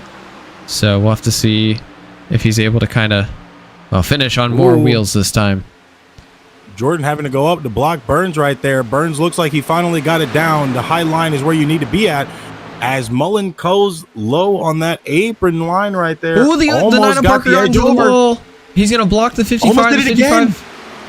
Yeah, I don't know. The blocks are really aggressive for a car that's already won a race this year. I mean, I understand you want to win again, but it's lap 51 of 150. It's a bit iffy, in my opinion. The 55 of Burns, once again, right on the back of the 9. It's just going to push him, maybe showing a little bit of displeasure with the 2 chops on the backstretch. Can't really blame the man there. The 5 of Mullen looking to the inside. I think Mullen's trying to split Burns away from Parker. But if Parker makes another mistake like he did that last time by, I don't think he's going to get the same grace. Ooh, 09 and more Isaiah Fox and Morton almost got contact in the back right there. Ooh, the 88 and the 09 almost made contact. The 18 then gets to the 88's rear bumper because of that. And he's going to look to the bottom of Mason. I don't really want to pull away from the lead, honestly. Like, I know there's battles going on, but I don't know. Screw it. We'll go back to this. Oh, 3 wide. Okay, I picked a good time. Is it 18 of Callahan all the way on the bottom? The 22 of Broadfoot's able to clear both cars on that top side. We'll see if Burns is able to stay behind Parker. He's looking to the outside, possibly. Going to carry some more momentum. Oh, we see the 88 of Parker getting, or the 88 of Mason getting to the wall. Broadfoot hit the wall there a little bit too. Had to go low. Thankfully, he had room. Looks like he's going to try to make the run on the 88. Don't know how that's going to benefit. How much that's going to benefit him there. You see Mark Morton out of the corner of my screen there, slowly inching his way up. He's slowly inching his way up on Christian Mullins and the rest of the pack there. Gage Burns and Parker leading this race right now. You've got to wonder: is it going to be the 5 and the 8, the 5 and the 88? These guys are running a little aggressive right now, early on in stage 2. You got to wonder how much is going to benefit and how much is going to hinder not only them but the cars around them as well. And I think the biggest thing that you have to realize is nobody saw Morton as a threat until after Nashville, because Morton kind of was iffy at whatever it was that track. I don't remember where he finished, and then it was Talladega. Obviously, we did see Morton win Talladega. I'm not saying that that wasn't deserved, but Kansas, I don't think he made a lot of impressions at Kansas. Talladega, you can make the argument that really it's anybody's game, but he went out to Nashville. He had the ability to win the race. I think he was faster than Parker at the end of that race. Wasn't able to get it done because of a late caution that helped the 9 of Parker. Went out, won Darlington 2 weeks later, and finds himself here, the only multi-time winner this season. So the 8 of Morton, like I said earlier, the 9 of Parker in the wall once again. It's going to slow him down. The 8 of Morton finds himself in the lead, just as we're talking about him. So maybe when I talk about him, it's good. I'm not talking about him this week. I'll save it for maybe next week. Broadfoot is in the bumper of Jordan. Jordan had to go low there. Almost would have taken out Morton if he stayed behind him. Was a good move, good execution. Morton's going to keep the car on the outside, though. Yeah, Morton's able to keep the car on the outside. The 9 of Parker. I thought he was about to hook Morton there. It's letting Jordan burn his tires. As we can see, he's already falling. He just lost a position to Broadfoot. We have not seen much of up here tonight. It looks like he is about to take on Morton for the lead, officially making his way into second, trying to hear his pit box say new leader. But it looks like Morton is not going to let him get too much of an advantage on him. He's going to slightly pull away, but it seems like Broadfoot is reeling him in on these straights. So you've got to wonder how much of this strategy going to help. But you see slowly behind that 9 car starting to swim like a shark that tastes blood in the water. He wants that lead back. He wants to get 2 wins on this season. He does not want to let Morton walk away with another. As he is bumper to bumper, he kind of boxes himself in next to Broadfoot. They gain that momentum with really aggressive here. That might be a bad thing. We've already seen him slide, so his rear tires are somewhat burnt. The 4 of Rainey almost got into the 55 of Burns, but I think Burns had to back out a little bit to keep himself from hooking the 9 of Parker. So, I mean, we did see that mid-pack get really chaotic for a little bit. They've kind of fallen off this lead pack now. They're still 2x2. It's the 09 and the 5, the 05 and the 88 right now, as Morton continues to lead over Broadfoot and Parker. We've been paying attention to this top pack, but I kind of want to see from 10th and back. Where is David Callahan? He is all the way in the back. There's a battle for the lead right now. Broadfoot sliding up. He's all the way in the back. It looks like Morton's going to keep it on the top side. Oh, Broadfoot making power moves. Not going to be able to get in, though. Broadfoot let the 9 in. He was clear, and I don't know if he just wasn't confident. He let the 9 in. The 9's now going to... Oh, he's not going to look for a move. It's a turn 1. They're 3 wide here for like 5th with the 09 of Isaiah Fox. He actually clips the apron there. And that's going to hurt the 09 as he's strapped all the way on the bottom. Definitely going to cost him time now, which might, if they keep fighting like this, it might let Callahan catch back up, which would give him the momentum to possibly make those tires work. As of right now, he's kind of just hurting himself in the back. Yeah, Callahan's continuing to lose time, and we've seen this strategy from Callahan before, and it really didn't work. Oh, the 88's in the wall. That's the 88 and the 5. I told you it was either the 88 and the 5 or the 9 and the 5. And what I will say is we see your driver in the 87. He's no longer in the race, which means I win. Unfortunate. Yeah, unfortunate. I only had 1 call tonight, and I put it all on him. Oh, it looks like the 4 maybe didn't realize he was 3 wide here. We're going to go ahead and take a chase cam on the 88 to kind of see what's happening maybe a little bit better here. So we're going to play it here. They're 3 wide on the bottom, or Rainey's on the bottom. You have Mullen on the top, and then 88 and Mason. Rainey's coming up. He can't really do anything. Mullen comes down, actually, so the Rainey Mason contact bumped the 88 up and into the 5. As the 5 was coming down, resulted in teammate on teammate violence, and the 5 turns the 88 into the outside wall, and the 5 almost catches David Callahan there. David Callahan may need to check his race suit after that one. Yeah, that's definitely a code brown. So definitely a code brown. 4th caution of the night. Definitely a caution. We'll see everybody come to pit road now. As we see the 8 of Morton come on to pit road. Looks like nobody stays out. Maybe the 98 of Friel to get that wave around. Looks like he will stay out and go to... Well, no, he's the free pass. So he'll be back in the lead lap now. So all of these cars now on the lead lap. Max Wiesner still on pit road. Nick Tucker out. And Marshall Harris out of the race.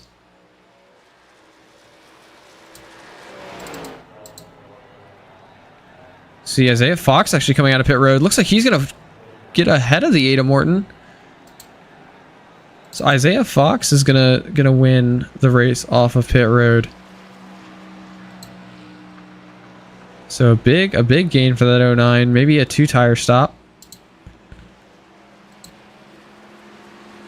Not much changed up front. We still got the 09 of Fox, 8 of Morton, 9 of Parker, Broadfoot in the 22 car, and the 4 of Rainey rounding out your top 5 right now. Rainey probably the smartest of this group because he has been staying in draft. Like we said, he went in on that first caution of this stage, so he was most likely already good on gas. He probably went back in just to splash that gas up a little bit and get these fresh tires to keep this pace in his front car. But he might be able to steal another stage if he just stays in the back and waits until halfway through the stage to make his moves and get that position back. Well, I think Rainey's best bet now is just to go. We're already halfway through stage 2. We'll have 19 laps to go as we finish this lap, so I think 18 to go on the restart. So, you know, really, I think if Rainey's going to go, we might as well start going now. He may not have to go 100% yet, but I think, you know, now might not be a bad time. As we see the 09 of Isaiah Fox choose the top side, Morton chooses to follow. I'm assuming we'll see that 9 on the bottom. There we go. The 22 on the top and the 4 on the bottom. Now, I will say I'm going to keep my eye on that 18 now back in 6th place. He was just in 10th, really disconnected from the pack, almost out of the draft entirely. Now that he's caught back up, fresh tires, he might put his name back into this game for stage 2 here. I'm going to have to keep an eye on him. Callahan in 18. In 6th hang on. You can't take my driver. Peter. Oh, wait, Callahan. I'm not taking him. I thought you... No, I was saying I'm keeping an eye on him because now he's back. Okay. I don't know why I thought you said Burns. I don't know why you said Burns. I like zoned out for a second. I thought you said Burns. I'm like, no, that's my guy. Like I said earlier in pre-race, Burns kind of has to get it together. I haven't really seen he has it early in the stages, but at the end of the stages or in stage 3, I shall say, I feel like he does fall off. The execution kind of goes awry because of the tire wear. I would like to see him prove me wrong tonight, and you know, beat the A car of Morton, especially after the post race last week. But shots fired! Shots fired! I'd like to keep my eye on that 18 and see what he'll do in the draft pack now, as the pace car comes back off for the 5th time tonight. The 09 and the 9 side by side, taking us to green. Isaiah Fox gets an amazing jump on the run there. Corey Rainey's going to stay on the bumper of Parker. Morton is going to be up high with Broadfoot behind him. Callahan now in 5th place, passing Peters. And I think the funniest thing to me is how many people more were on that top side compared to that bottom side. As we see the 5 of them actually still on pit road there. The 9 of Parker going for a move maybe on the 09 could find the lead once again if we see everyone actually stack up going into 3. The 22 gets a bump from the 05. You saw it in the back of that camera there. We see the 9 send it to the inside. The 4 of Rainey follows suit. As I actually did hear someone hit the wall. Might have been the 05 of Peters. No, it was the 55 of Gage Burns is wrecked. The 55 of Gage Burns has found himself in a poorer position. Same with the 05 of Ryan Peters. Rainey making a dive at the line there for the lead. Yeah, no caution on the racetrack. This continues. So once again, another unlucky situation for the 55 of Burns, but the race will continue. Rainey's as the 9 and the 4 continue to fight. Now. Rainey's going to get him. We've seen Callahan Rainey hug this low line. See Callahan up into the side of the 09 there for a little bit. We see the 3 of Carden Hansen actually dive all the way past both of them. Morton's about to give these guys some stress because he is here to play.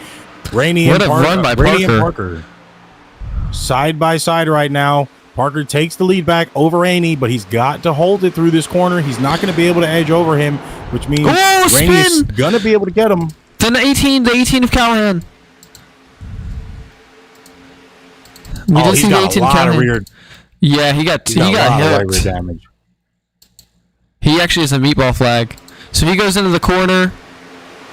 Oh, gets tagged by the 03. And that's going to be a lot of damage. He does have a meatball flag, so that's going to be likely day over for the 18. We're going to go back to the lead here. The 9 fighting the 4, fighting the 8. The 8 may be going to the bottom of 3. He bumps the 9. It's going to hit the 4. The 8 backs out. The 4 is going to lose a bunch of speed, and the 9 is going to take the lead for now.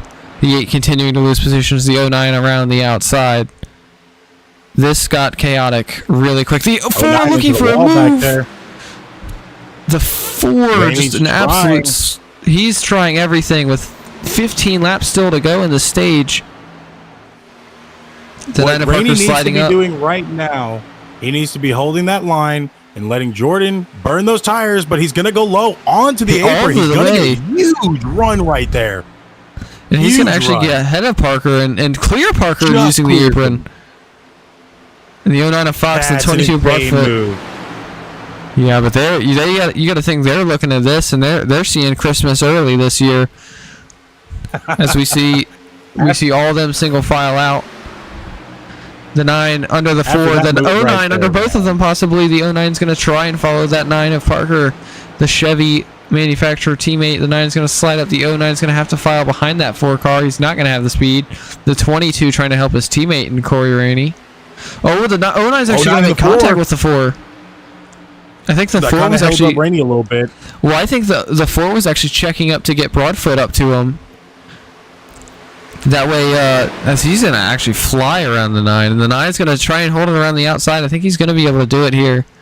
But I think what we saw Rainey do on the front stretch, what we saw on the front stretch from Rainey, I think we saw him kind of let up a little bit to get that push from his teammate in the 22. And Isaiah really wasn't expecting him to check up so early, and it almost resulted in Rainey getting turned to the infield. As Isaiah Fox would actually go to the lead for a split second. 3 wide for the lead here. All even. Parker still leading over Rainey. Rainey about to come up and try to take the lead over Parker. Isaiah 3 wide right now for third. 3 wide right now for third. Isaiah Fox, the 22 of Broadfoot, the 8 of Morton. You see Carden Hansen just sitting behind him. Really, we haven't talked a ton about Hansen except for the wreck he had earlier. Like we said, we believe to no fault of his own. The Rainey's still trying to look to the inside of Parker. Looks like he's going to let up for now. Maybe going to help his teammate in Broadfoot. No. Broadfoot's actually going to look to the bottom of Corey, possibly. Morton's still all the way on that top side. We see Hansen move into the top 5. Lap 70 of 150 now. Rainey still looking to take the lead back from the 9 of Parker. The 3 of Hansen dives low. Looks like he's not going to get anything out of it. He'll have to get up ahead of the 22 of Broadfoot. I don't think he's going to be able to do it. Broadfoot around the outside of the 3 of Hansen. No. He's going to lose that whole patch right there. He's going to have to kind of go all the way to the back because that other car's not going to let him in there. Yeah, poor corner from the 3. Yeah, the poor corner from the 3 is really going to hurt him here. Parker back into the wall up there, gave Rainey the edge. Rainey's going to take it side by side. Yeah, going back to that apron here on the straight. We've seen that same mistake from Parker once or twice already in this race. He'll put himself in a good position, find himself in the wall, and it'll hurt him later on. But the 8 of Morton's actually going to help the 9 of Parker. Going to push him all the way to turn 1. Parker's going to try and hold that outside. I think Morton really knows that he has to work with Parker. If they're going to hold Rainey off, Parker looks for a move to block Rainey. It's going to hold Rainey to that low side. I don't know how happy Rainey's going to be about that. He's going to send it low once again with that being his only option. We'll have to see if he slides up into the 9 here. Maybe a little bit of anger from that 4 car. You see him slide up maybe a little bit. No, he's still going to hold it down to that bottom side. We don't see him drop to the apron like we have before. Parker continues to lead here in Michigan. Here comes Broadfoot and Isaiah behind Rainey. Broadfoot had to back out. Good bump there. Well, I don't think Broadfoot actually made contact. He had to let off, otherwise he's going to wreck his teammate in the 4. But Isaiah Fox really kind of was the big loser out of that because it really hurt him. As we're going to see what Fox is able to do Rainey here. We might see him dive low. Right yeah, Fox is going to dive all the way to the bottom. The 3 wide right now for the lead. Fox once again going to slide all the way up. We'll see if he makes any contact. Not yet. He's going to hold it. Oh, he gets door banged by the 4. Yeah, he's going to get door banged by the 4 of Rainey. The Broadfoot with a massive run. We'll see if he dives low here. Right now. Once again, maybe just sitting behind the 4. Doesn't want to hurt his teammate.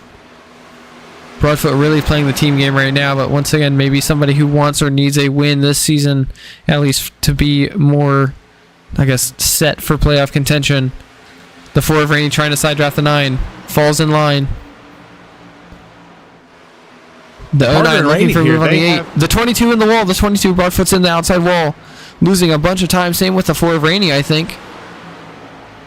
They're going to be 3 wide right now for second. As Isaiah Fox is going to fall. They're 2 wide now for second. Isaiah Fox might have actually caught the wall in that front stretch. We see Hansen dive it low. We'll see if he slides up again like he did earlier to Callahan. He does. He hits the 09. Is able to back out in time, and the 09 is going to survive. Aaron Ramon back up into the picture. We think he saved enough tire to make it to the end of this race. He was 2 seconds back a few laps ago. He finds himself within a second now. Corey Rainey sends it to the inside of the 9 car. Looks like he is clear as of right now. Continues to gain time mid-corner. We'll see what the 9's able to do here as he comes back to this gap. We see the 56 Ramon in the back of your photo, in the back of the picture there in P6. Continuing to gain time. He can gain 4/10 that lap alone. Parker was not letting Rainey get that run off of that straight right there. He went low to hold him off of his door. Parker still side by side, almost 3 wide for third. You've got to wonder, is it going to be Rainey or Parker at the end of this? Oh, there's contact in the back right there. The 77 of White. No, it was just the 77 of White nailed the wall behind the 3 of Hansen. Maybe a little bit of frustration from them as well. You see the 56 of Ramon now getting involved. He's past the 09 of Fox. He's looking on the inside. The 8 of Morton. Oh, the 56 gets into the 4. The 9 dives all the way to the inside of the 8.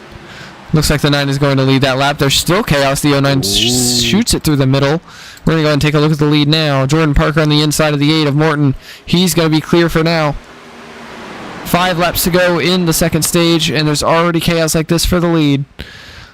Side by side, Morton Broadfoot for P2. Broadfoot's going to slide back, fall in line behind the 8 car. The 09 of Fox in 4th, Rainey 5th. The 09 already diving low, looking for another move to the inside of Morton. And Morton goes 3 wide right there. Yeah, he's not able to make it 3 wide yet, but he is going to slide up next to the 22 of Broadfoot, who's going to have the support from the 4 of Rainey. And I think Aaron Ramon right now really just saving his stuff, knowing that there's a lot of chaos going on up here. Broadfoot's going to send it in. Maybe tried to make it 3 wide, but the hole was not there yet. 4 to go as they enter turn 1. Parker continues to lead in the 9 Napa 100 Chevrolet. As Broadfoot sits in P2. Him an immaculate shove there. I think he was trying to give him that shove to get off of him, try to get that gap, but it did not work. That's going to let Broadfoot go. Rainey's going to go low there, try to get this lead back. You see Broadfoot gives that gap just to maybe just a little bit to let Rainey come back up in between, but he's going to shoot in front of Parker right now. Not so much to say he's the leader. You got to wonder if Broadfoot's going to go down, and does. Well, Broadfoot's going to help that 4 car. Ooh, maybe a risky shove there. Yeah, you did see the 4 get a little bit wiggly, so maybe a little bit of a risky move there, but it is going to help the 4 get ahead of that 9 car. You see the 56 of Aaron J. Ramon maybe trying to look for a move now. The Corey Rainey cars have now been separated, with the 22 falling off the 4. The 9 looking to the inside of that 4 of Rainey. We'll see what the 56 decides to do. It looks like he's going to sit behind, go to that top side, all the way up top. We'll see if he's able to do anything here. Coming to the front stretch. They'll be coming to 2 to go in the second stage. Rainey in the wall on exit. He's going to come down. Almost right hooks the 9 of Parker. The 8 of Morton gets ahead of the 56 of Ramon. 2 to go in stage 2. 4 cars under a blanket for the lead. Corey dives low under the 9. 22 under the 56. Takes it. You got to wonder if Jordan's going to go back low and try to do his own over-under right here. Morton all the way to the bottom. 3 wide for the lead. Looks like Rainey backs out. Right there a little bit. Yeah, I think Rainey backed out knowing he wanted the bottom. I think Morton's going to be the big winner here. Rainey's actually able to hold it so much tighter than everyone else. Rainey's holding it. He's still got them tires right now. 79. The 56 of Aaron J. Ramon sitting 4th. Looks like he's going to stay on that top side, starting the final lap of the stage. The 09 of Isaiah Fox to the bottom. He's going to go for the lead in turn 1. We'll see what he's able to do. He's going to slide up in front of the 4. Is able to make it work. 3 wide for 4th. Aaron Ramon still on the top there. The 4 looking to get around that 09 after that move. Isaiah We're going to see the 09 get really aggressive here. The 9 of Parker trying to get the 09 of Isaiah Fox around. Oh, the 56 and the 22 make contact. The 8 of Morton. The 4 of Rainey possibly in the wall again. The 9 and the 09 still together. And Mark Morton's going to win stage 2. That was a lot of chaos there at the end. Callahan finds himself 5 laps down after his incident. A really just not a great finish for him already. The 5 of Mullen will be 3 laps down after this caution. So Mark Morton, your stage 2 winner.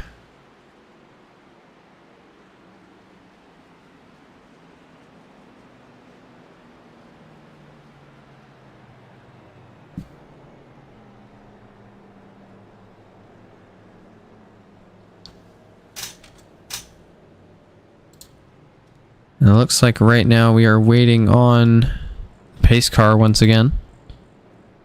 There it is. He's decided to show up. Pace car driver's really, you know, I don't know if he really deserves his job after today. He's not doing a really good job of pacing the field when half the field's ahead of him. We might have to hire a new pace car. Not me. Not it. As we'll see if anyone goes on the pit road here. I'd assume everyone will. They will take tires and fuel. I'm surprised there wasn't a wreck in turn 1. I thought with that send that Isaiah Fox had, I thought there was going to be a much worse finish. We'll have to see what the 09 does. We do think he took 2 tires that last stop. So maybe proving that 2 tires can work if you ran them right. I think, you know, left side tire wear isn't going to be a major deal here. We'll have to see. Morton able to stop in his pit box. We'll see who wins the race off of pit road.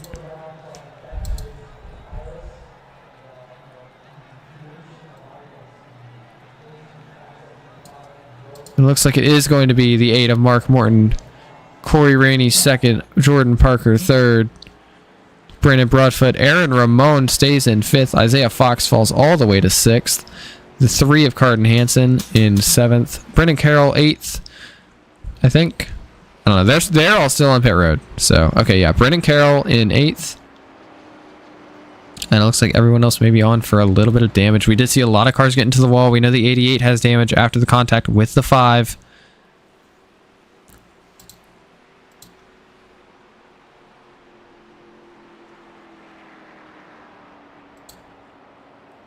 What I will say, though, is the 56 of Aaron Ramon didn't do a ton in stage 1. We've seen him get really competitive. I think he understood the tires a little bit more that second stage. We saw him fall off all the way to 2 seconds to the lead. And he moved his way all the way up into... I think he finished that stage in 5th or 6th, so... A great result for that 5 car. Or that 56 car, sorry. Trying to find the stage finish here. Aaron Ramon found himself in P6 at the end of stage 2. So, close enough. As he is going to choose the top side for this restart.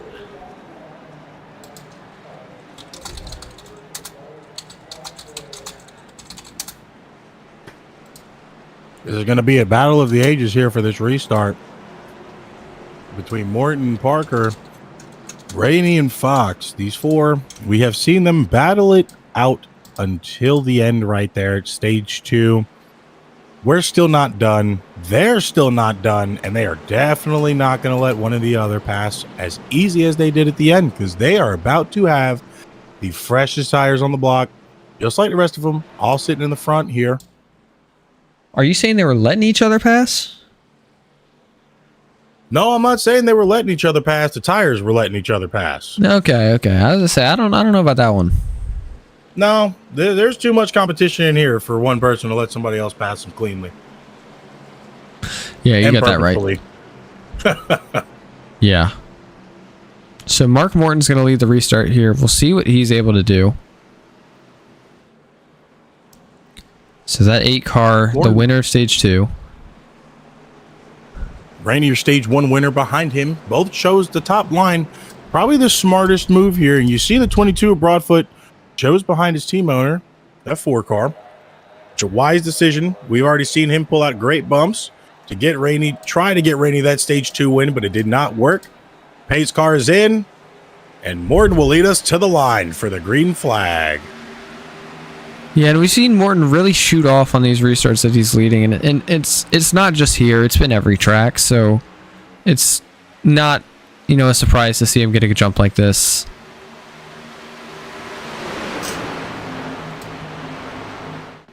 No, Morton really does have great restarts. That's something of his that you really can't.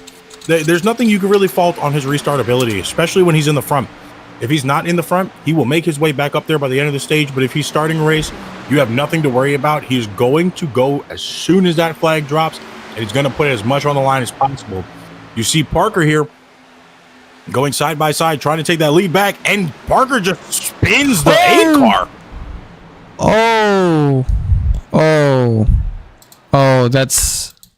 That is not good, guys. That's the second time we've seen Parker make contact with the race leader.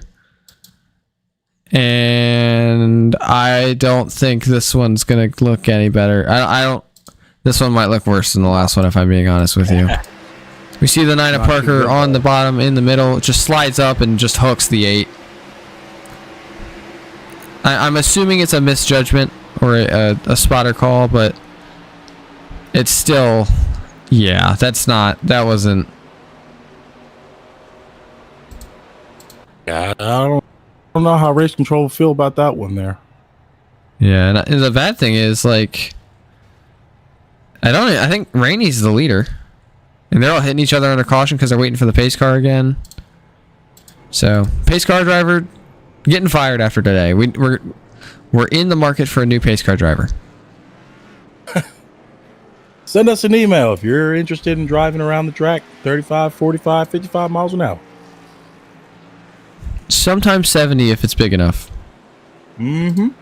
Or 65. I've seen 65. I don't know about 70. I definitely know I've seen 65. That's the highest you get to go, though. Nothing better. 70 if you really want to push it a little bit. We'll give you 5 mile an hour more, so... You can apply to be pace car driver.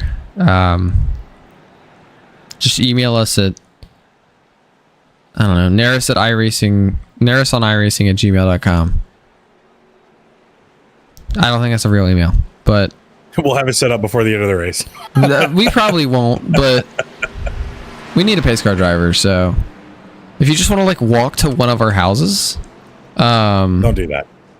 Okay. Yeah, don't show up at my house. Yeah, don't show up at my house.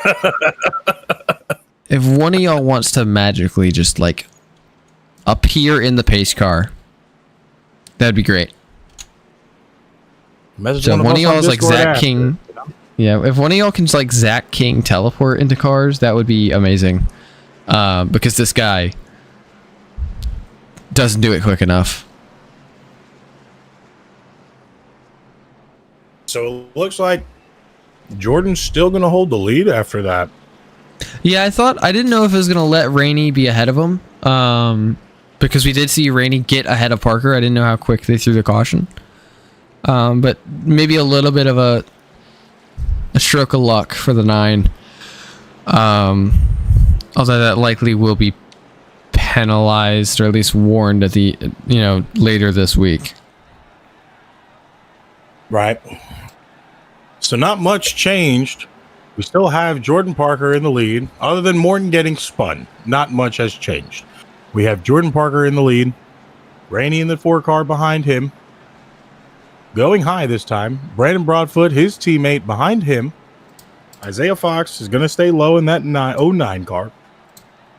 Aaron Ramon in the 56, which is still a hot seat, might I add, if I'm not mistaken. Correct? That was our hot seat for tonight? Yeah, the 56 to the 15 is the hot seat tonight.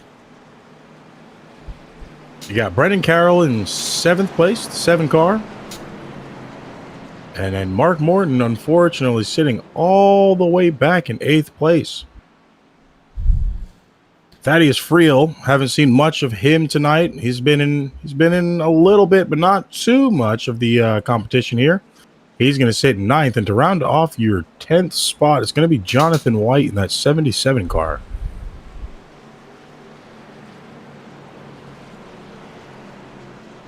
Yeah, I We're think, slowly making our way. and you have to wonder if there's any retribution coming to the 9. Maybe not even this week, but you know, it's already happened to the 54 of Tucker. That's now 2 David Callahan cars that have been turned. I mean, it's just, it don't look good. If you're a Toyota right now, especially if you're David Callahan Toyota. No, hopefully a couple of receipts won't be sent tonight. They'll save them for a couple of weeks, so we won't have no more cautions tonight. The pace car comes back off again. It's going to be Jordan Parker and Corey Rainey side by side for the green flag here. Jordan gets an immaculate run off that start. Isaiah not too far behind him in that 09. Rainey and Broadfoot are just kind of just cruising up there in the high line, not trying to make too much movement right now. Really want to wear those tires evenly and kind of wear them late. They don't want to hold that bottom line. We haven't seen them do much of that tonight, but we have seen Jordan do that a lot tonight. He has been arcing those corners really low into the corner, and you've noticed the later his race gets, the more he keeps sliding up the track, and it's caused him problems. He wasn't able to hold the lead for stage 2 because of that, and right now you've got to wonder if he'll be able to pull out stage 3's win. Rainey and Broadfoot not letting any leeway on this Parker Motorsports car. They are going to stay behind him right now, probably lean low in this corner and try to make this pass. I don't think there's going to be much going on. Isaiah Fox all the way to the bottom there, trying to make up as much time on the rest of the pack as possible, but it's not going to happen. He's going to lose the spot to Aaron Ramon and Carden Hansen, the 56 and the 3 car. Jordan Parker still in front.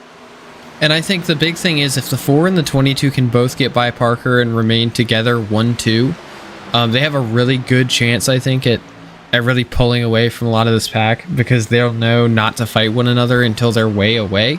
There is still a guaranteed pit stop in this race. You're still guaranteed to make at least one, because you're not going to save 27 laps of fuel. So we'll have to see. I mean, it's going to be a strategy play if we go green. I think we'll have to see what the 4, the 22, the 56 we've seen have a few strategy differences. The 9 obviously drives different. The 09 is, we've seen, be very aggressive. The 3 is really strong, then falls off late run. Carroll we haven't seen a lot of. The 77 I think has a lot of potential, but it was riddled with damage earlier. The 8 of Morton really I think is our story right now, as we see him trying to make his way back up, chasing the 77 of White. So that really is going to be the story we follow right now. Rainey traded a little bit of paint right there, focusing back on the leaders right now. He scrubbed the wall a little bit, but it didn't cost him too much time. His teammate of Broadfoot in the 22 went low there. Looks like he might have stopped the run from Hansen. He has been trying to make the run. He made his way all the way up into about 3rd place. Ooh, Hansen to the outside. Hansen with a really risky move. Outside line is the way to go, but it's just wasn't the best execution right there. Thought he was going to hit the wall, to be honest with you. Yeah, Hansen we've seen be even more aggressive than Isaiah at times, and that's why we see him fall off relatively early during these tire runs. We see his car get really snappy mid corner. Obviously, we saw him get into Callahan earlier. That's the reason Callahan's now 4 laps down. So I mean, you have to wonder what these guys around the 3 of Hansen are thinking. Oh, the 22 getting into the 3 maybe, showing his displeasure. Yeah, Hansen is really a torpedo on that bottom line right there. Trying to make his way up into 1st, but he has to pass Rainey right now in 2nd. No one looks like they're going to let him in on the high line, so he's going to have to use that side draft off of the 3 cars in front of him and hopefully get a little bit of that momentum if he can hold that middle line. But he's going to stay low right now, which is going to hurt him. He's going to fall behind Broadfoot. He needs to get back into that pace before Morton takes him over. And that 7 car of Carroll overtakes him as well. He's slowly starting to take off pace just a little bit. But if you look, Jordan is starting to add a little bit of a gap to Rainey and Broadfoot. Rainey not letting him get too far. They're going to stay on the high lane. Broadfoot, unfortunately, cannot get back behind his team owner, so that might hurt Rainey a little bit. Wonder if Rainey's going to kind of slide down slightly and let him get draft. Seems like Hansen is not going to let that happen. Hansen's going to dive low in front of Broadfoot, keep that low line churning, which is going to burn his tires a little bit faster. I think Broadfoot's just trying to use his draft to get back up to his team owner. What I will say I find really funny, and I don't know why it took me to just now to realize this, we went from a really Chevy-dominated to the league to most of the field being Fords and Toyotas. And honestly, I don't hate it, but we see Rainey right on the back of the 9. The 22 Broadfoot, like you said, still not able to get to his team owner. We actually see him maybe clip the wall a little bit there on the front stretch. We'll see what Aaron Ramon does. We see a car on pit road, actually. Looks like Max Wiesner, or it's either Max Wiesner or Gage Burns. We saw Wiesner come back out of pit road earlier. So maybe some engine issues for that car. Are currently in pits right now. Yeah, I'm seeing a car smoke. Actually, the Rainey lets Broadfoot up ahead of him. So Broadfoot moves to second. That might be the smart move now. Aaron Ramon moves all the way to the bottom. If you've noticed, Broadfoot is good at holding that middle line. He might be able to keep Parker pinched up against that wall and let Rainey pass them low on that apron. You know, Rainey has been a rocket on that bottom line here, and it looks like that's exactly what's going to happen. Broadfoot is going to actually go down, give Rainey a little bit of this draft right here into this straightaway. You might see a move here. Rainey's kind of in between, going back up high. Not much is happening, but lets his teammate Broadfoot get back in front of him. The 56 of Ramon right now is on the bottom, kind of left hung out to dry. Isaiah Fox is with him. Yeah, I think diving in low. I think Ramon right now is just kind of, he's had Hansen and Fox diving in on him. Oh, the 22 is able to get around the 9. The 9, I think, caught the wall and exit. The 4 of Rainey maybe doors the 9 a little bit there. The 8 dives low. The 56 looking like he'll do the same thing here. There's still smoke pouring off of that car in pit road. And I haven't noticed it until like 3 laps ago, but it's consistent. As we see the two leaders battle, the teammates battling for the lead. And the first time he's led tonight, Broadfoot holding off. It's going to be Isaiah now. Isaiah rocketing past up to Rainey, but will he be able to hold it out of this corner? And does.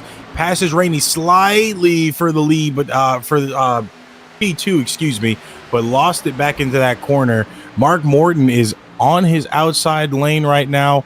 Parker is in third.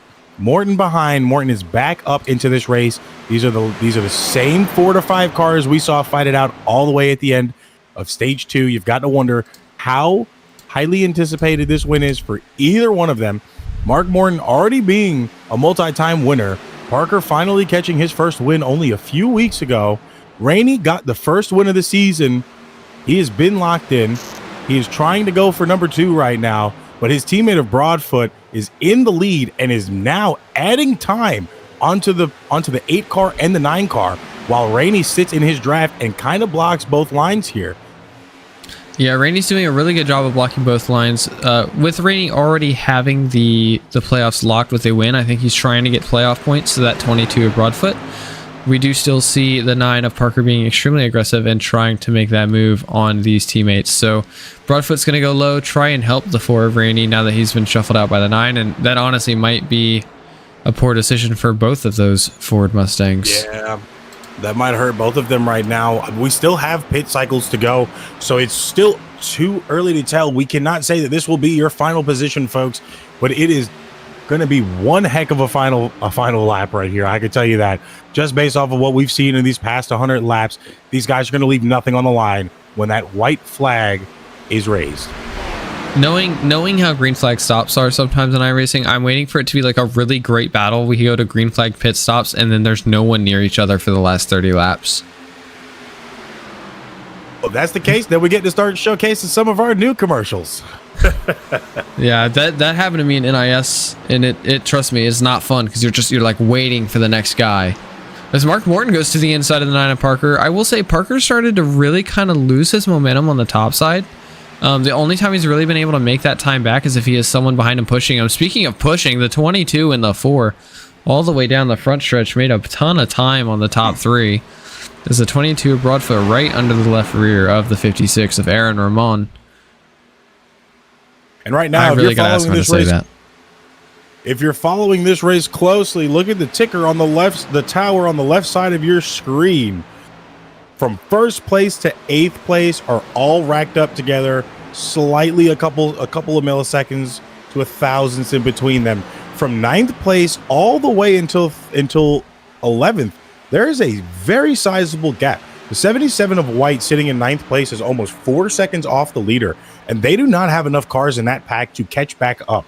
Those cars right now are really waiting for this caution and hoping that a caution comes out. And I promise you, the leaders or any of these guys in this top pack are wishing the entire opposite. Yeah, well, at the same time, I think they also could go for a caution, you know, lap 30 or so that'll get them to the end. I think they like racing like this. I think some of these guys who are going to rely on strategy, you know, obviously they're not going to like it because then it's not a strategy race anymore. But, you know, it really comes down to preference. Who thinks they can win, who thinks they will, has the best strategy, you know, all of that. We'll have to find out. And, you know, we can't really decide when the cautions happen, but we can yell about them when they do. Absolutely.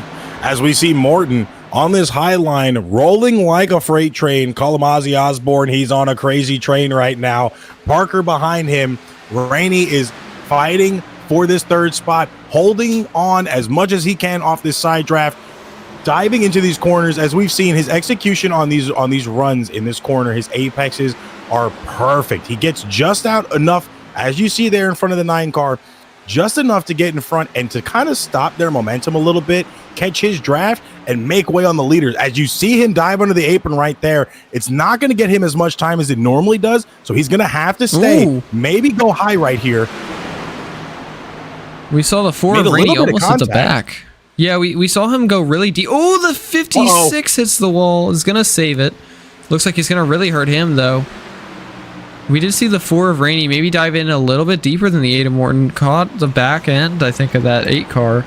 Didn't cause any kind of major issues, but possibly a scare for that 8 as he's going to dive to the inside of the 8 car, and it looks like he might be able to battle for this lead here going into turn 1.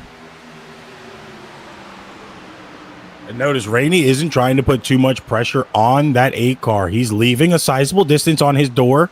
He's not trying to pinch him to that wall too much. It really doesn't benefit here anyway to pinch at Michigan. If you pinch that car higher, you're putting them in the better line for those tires. So you really just want to run your line and stay in this draft.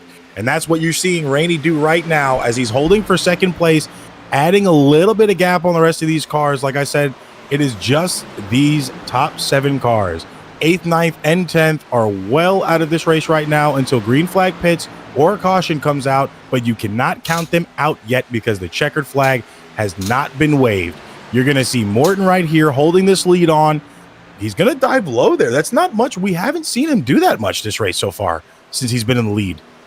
Yeah, and what I will say is we have seen the 3 of Hansen once again pit way earlier than everyone else. I think some of that's alternate pit strategy. He might have ripped his tires up or hit the wall or whatever. I'm not entirely sure, but Hansen, who was running good in the top 5 at times, was in our top 8 within that second. He's gone on to pit road, is now a lap down, and he will have to pit again.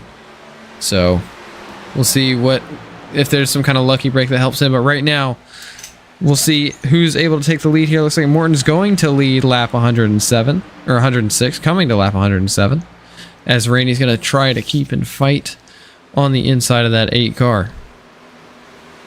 Looks like Rainey is starting to make runs now. It might be worrisome for the 8 car. Either he's hopefully taking it light in these corners, or his tires might be slowly starting to burn. But with him being able to take that gap right, that lead back and leaving just a little bit of a gap and not letting Rainey catch back up as fast, it doesn't seem like he is down and out on those rears yet. He still has some fight in those tires. They does not need the pitch right there. A little bit close to that wall, a little bit closer than I would like to see. And I bet you a little bit closer than what he wanted. Rainey's going to dive to the bottom there on that apron, but that might not benefit him because he has draft. Morton has that draft. Rainey does not. 9 almost stacked up on the back of Morton. Well, Rainey's issue is he went onto the apron so late that he actually had to make his entrance to turn 1 way shallow, and it is going to hurt him a ton. He's going to fall, I think, all the way to 4th here behind the 56 of Aaron Ramon. And I was just thinking too, because on that straightaway, you saw a little bit of that 22 car come into frame. You got to wonder if Rainey's going to fall back and try to pick up his teammate to help him in this draft, or if he's just going to keep gung-hoing it. I think the 9 of Parker actually caught the wall there at a 4. And the 09 is going to get a massive run. We'll have to see if he goes 3 wide here on the bottom. Looks like he is. 3 wide for third. Slightly the 09's going to have to back out. Kind of a stagger. The 09 backs out the 4, looking for second on the 9. He's going to get it, slide all the way up. I'm not surprised to see. Yeah, I'm not surprised to see that after what Parker was doing earlier. Oh, they're going to end up 3 wide for the lead here. Rainey over front right now. He's going to have that run. He's going to slide up ahead of the 8.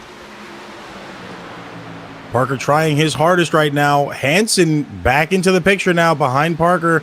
Might not be able to prevail too much. Yeah, Hansen's a lap down, so he did pit for tires, so he is on fresher tires. So Hansen, not a threat to the lead, but he can affect the lead pack here while trying to fight for his lap back. We see the 98 of Friel on pit road. He will not be able to make it to the end.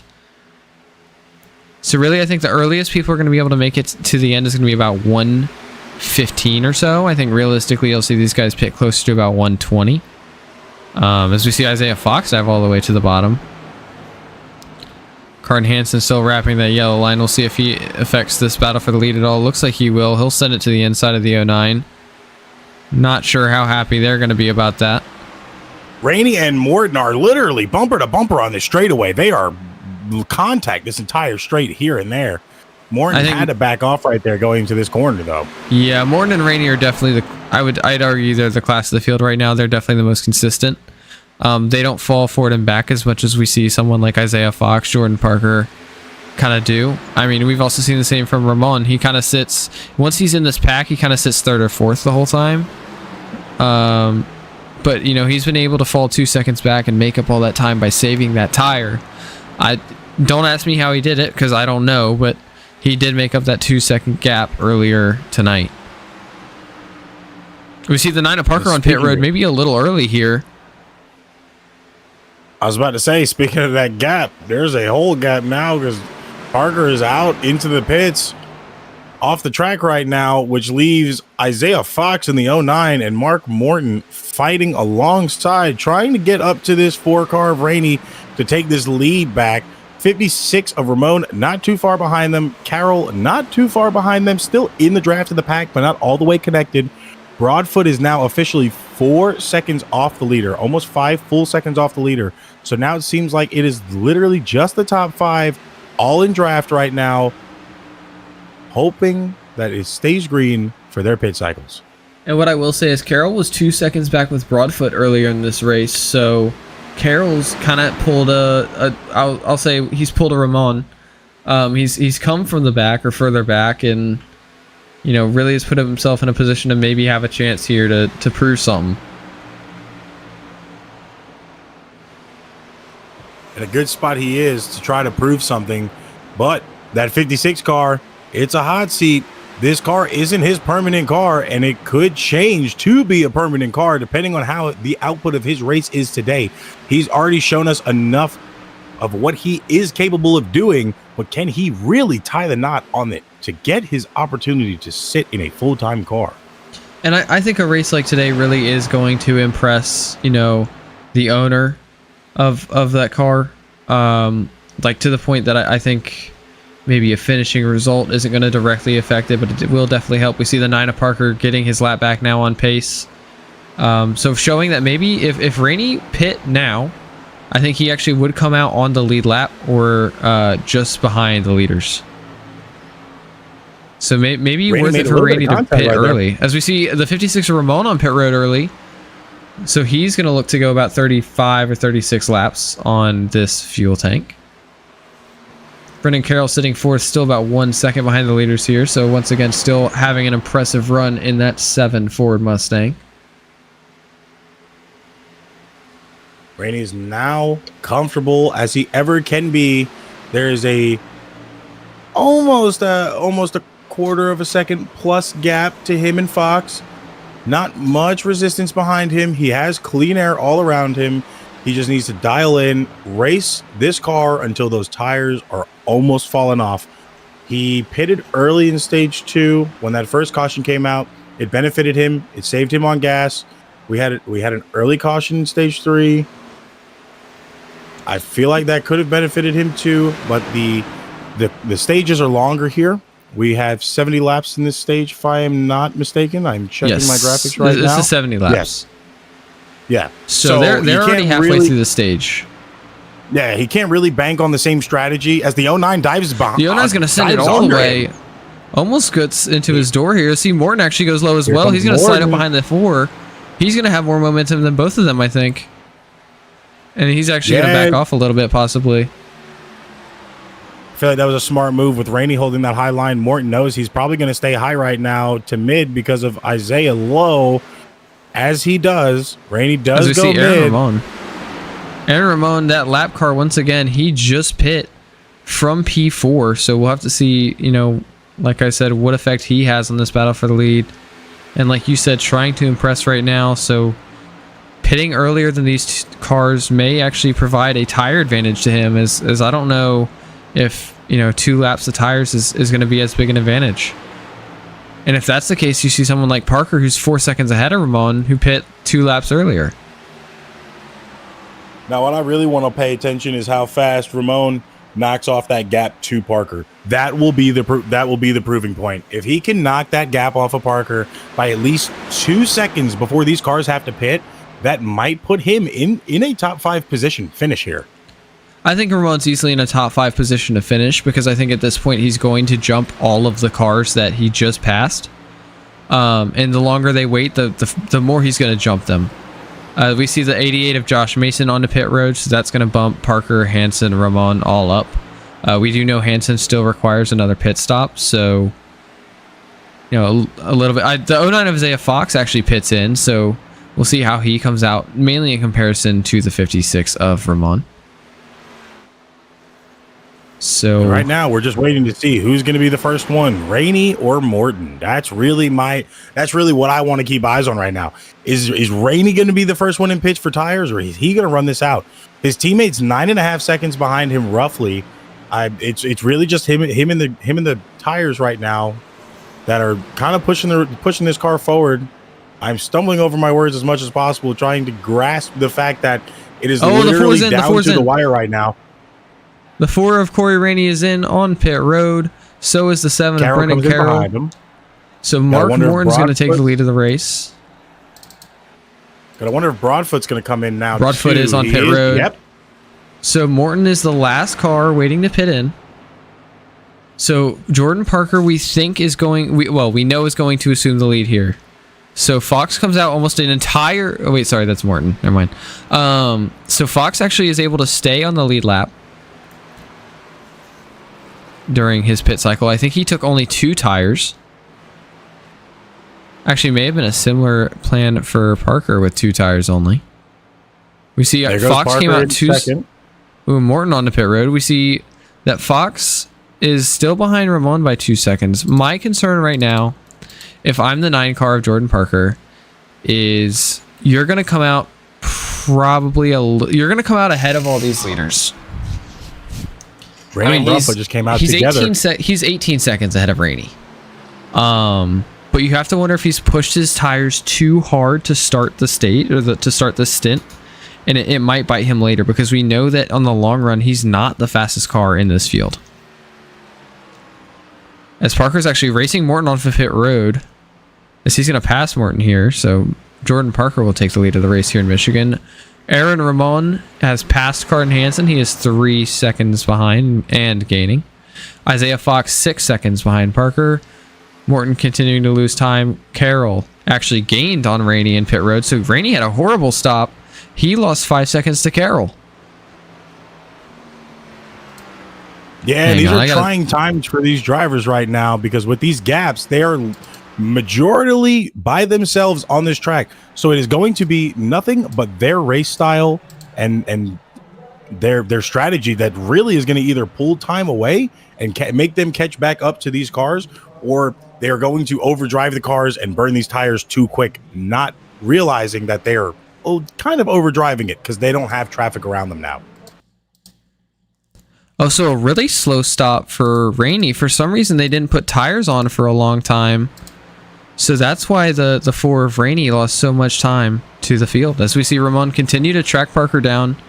Maybe not too incredibly fast, but he is definitely tracking him down at a rate. that actually he just gained a ton of time in 3 and 4.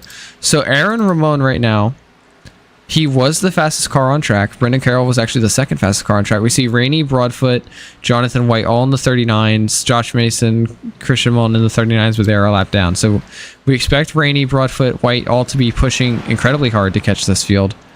But Ramon right now in the best position, 14 seconds ahead of the next fastest car. Continuing to chase down the 9 of Parker. The 9 of Parker's last lap was a 40.7. Aaron Ramon gained half a tenth that last lap with a 40.21. We'll see how much he gains here on the bottom of 3 and 4.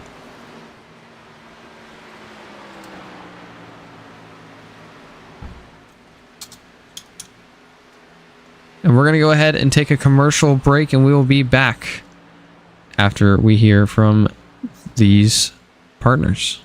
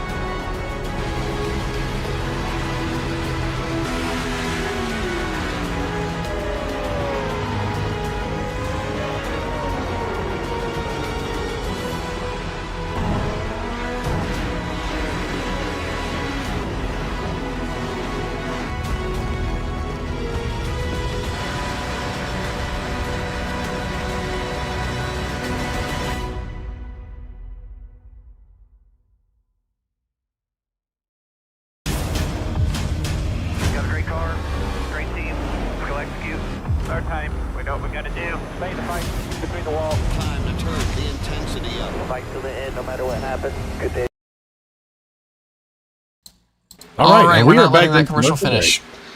Absolutely not. There's a lot on the track right now. There's stuff happening. They are slowly catching up. Parker still in first place. We have 24 laps to go here at Pure Michigan 300 at Michigan Speedway. Parker is in the lead. The 56 of Ramon is in second place. He is in a hot seat tonight. Mark Morton is making an amazing run on the bottom line now. He is on wheels. Like I said, that is Ozzy Osbourne. He is riding a crazy train right now. Morton is in second. He has the chance to be the first driver to go back-to-back since the playoffs in Season 1. Mark Morton takes the lead from Parker easily. So Morton is starting to run away. Rainey 9 seconds behind. So, you know, even though the tires are not as big of a deal as somewhere like maybe a...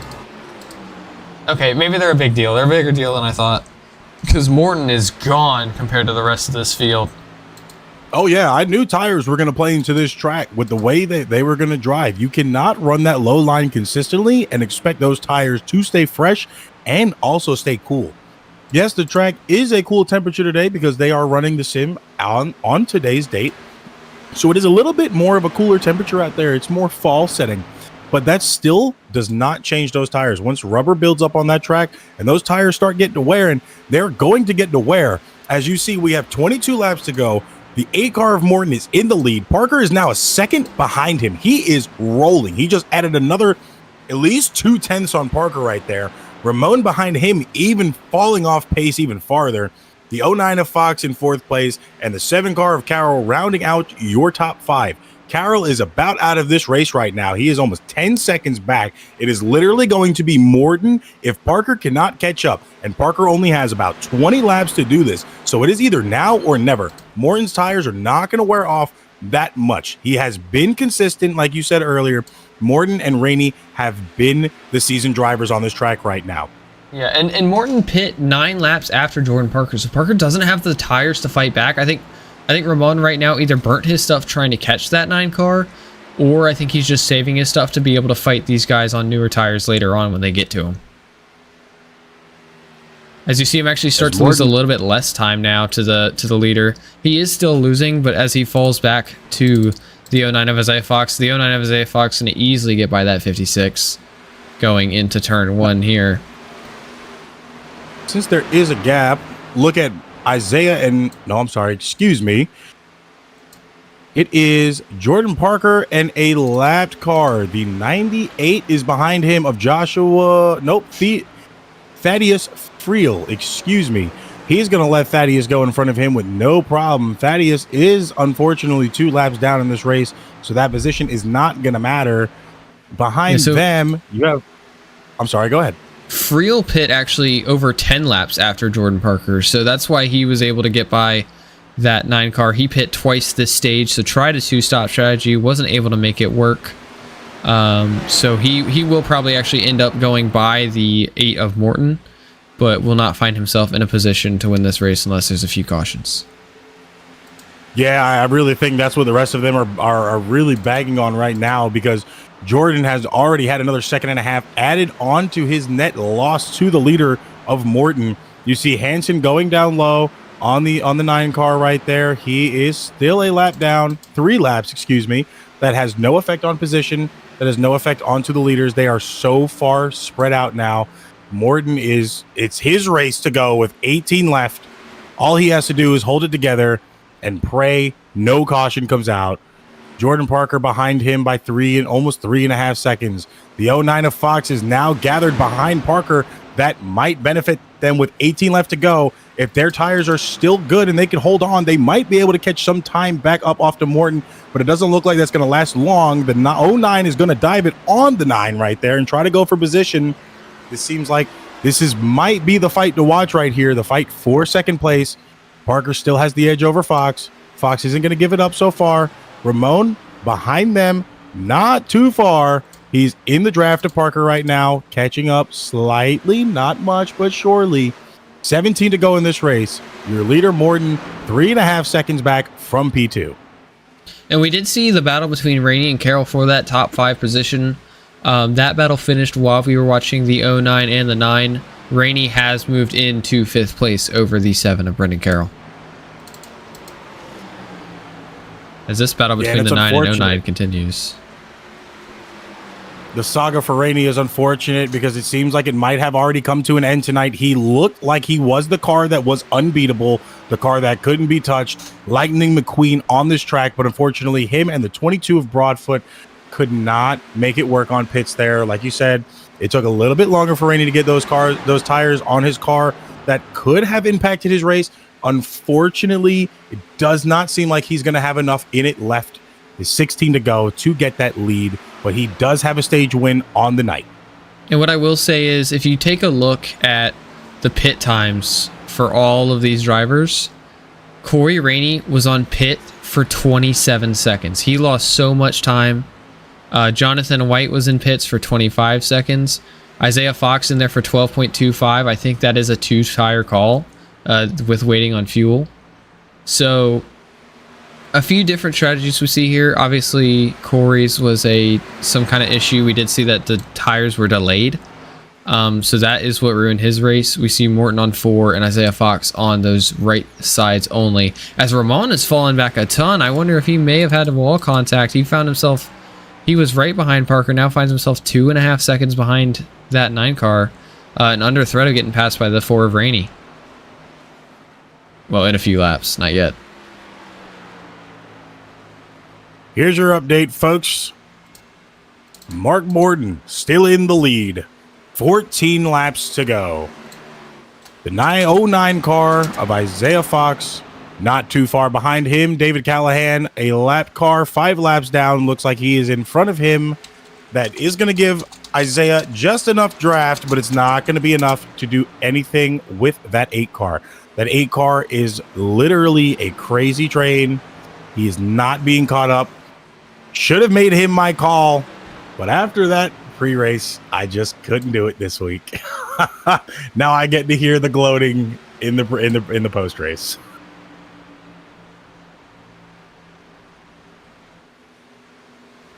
As we'll we go through see the field here. Oh yeah, sorry. Oh, go ahead.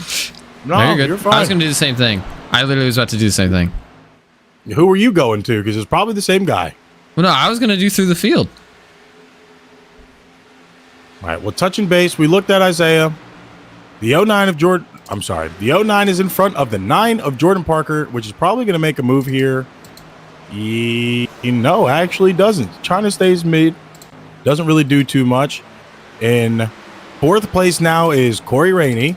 He just passed that 56 car, Ramon.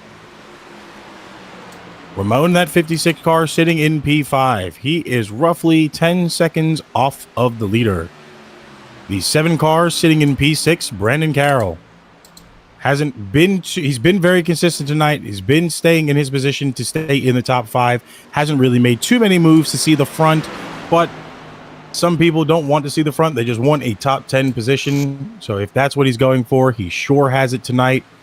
In P7, he lost 5 positions earlier at that caution, at that pit cycle because of the mishap between his teammate. He tried to stay with him, but it just wasn't going to be able to happen. That is a 22 of Brandon Broadfoot, 19 and almost 19 and a half seconds off the leader. In 8th place, you got Jonathan White. 9th place, you got Carden Hansen. I believe now officially back on lead lap. The 88 of Joshua Mason, which hasn't had a good night. He got contact with the 5 of Christian Mullins early on, and that kind of settled the rest of his fate for this race. He is sitting in 10th place, 1 lap down. He's actually on his way to going 2 laps down because he's got Morton right behind him. Yeah. Thaddeus Friel. I believe that's a new car on the track. Well, a new driver on the track this week. He is unfortunately 2 laps down, sitting in 11th place. Christian has been in 12th, 3 laps down. I think was 5 to 6 earlier because of that contact with that 88 car. And then David Callahan, which had an unfortunate night, all the way in P18. All right, we are going to come back as this race finishes, and we're going to have one last commercial, and we'll see you when we come back.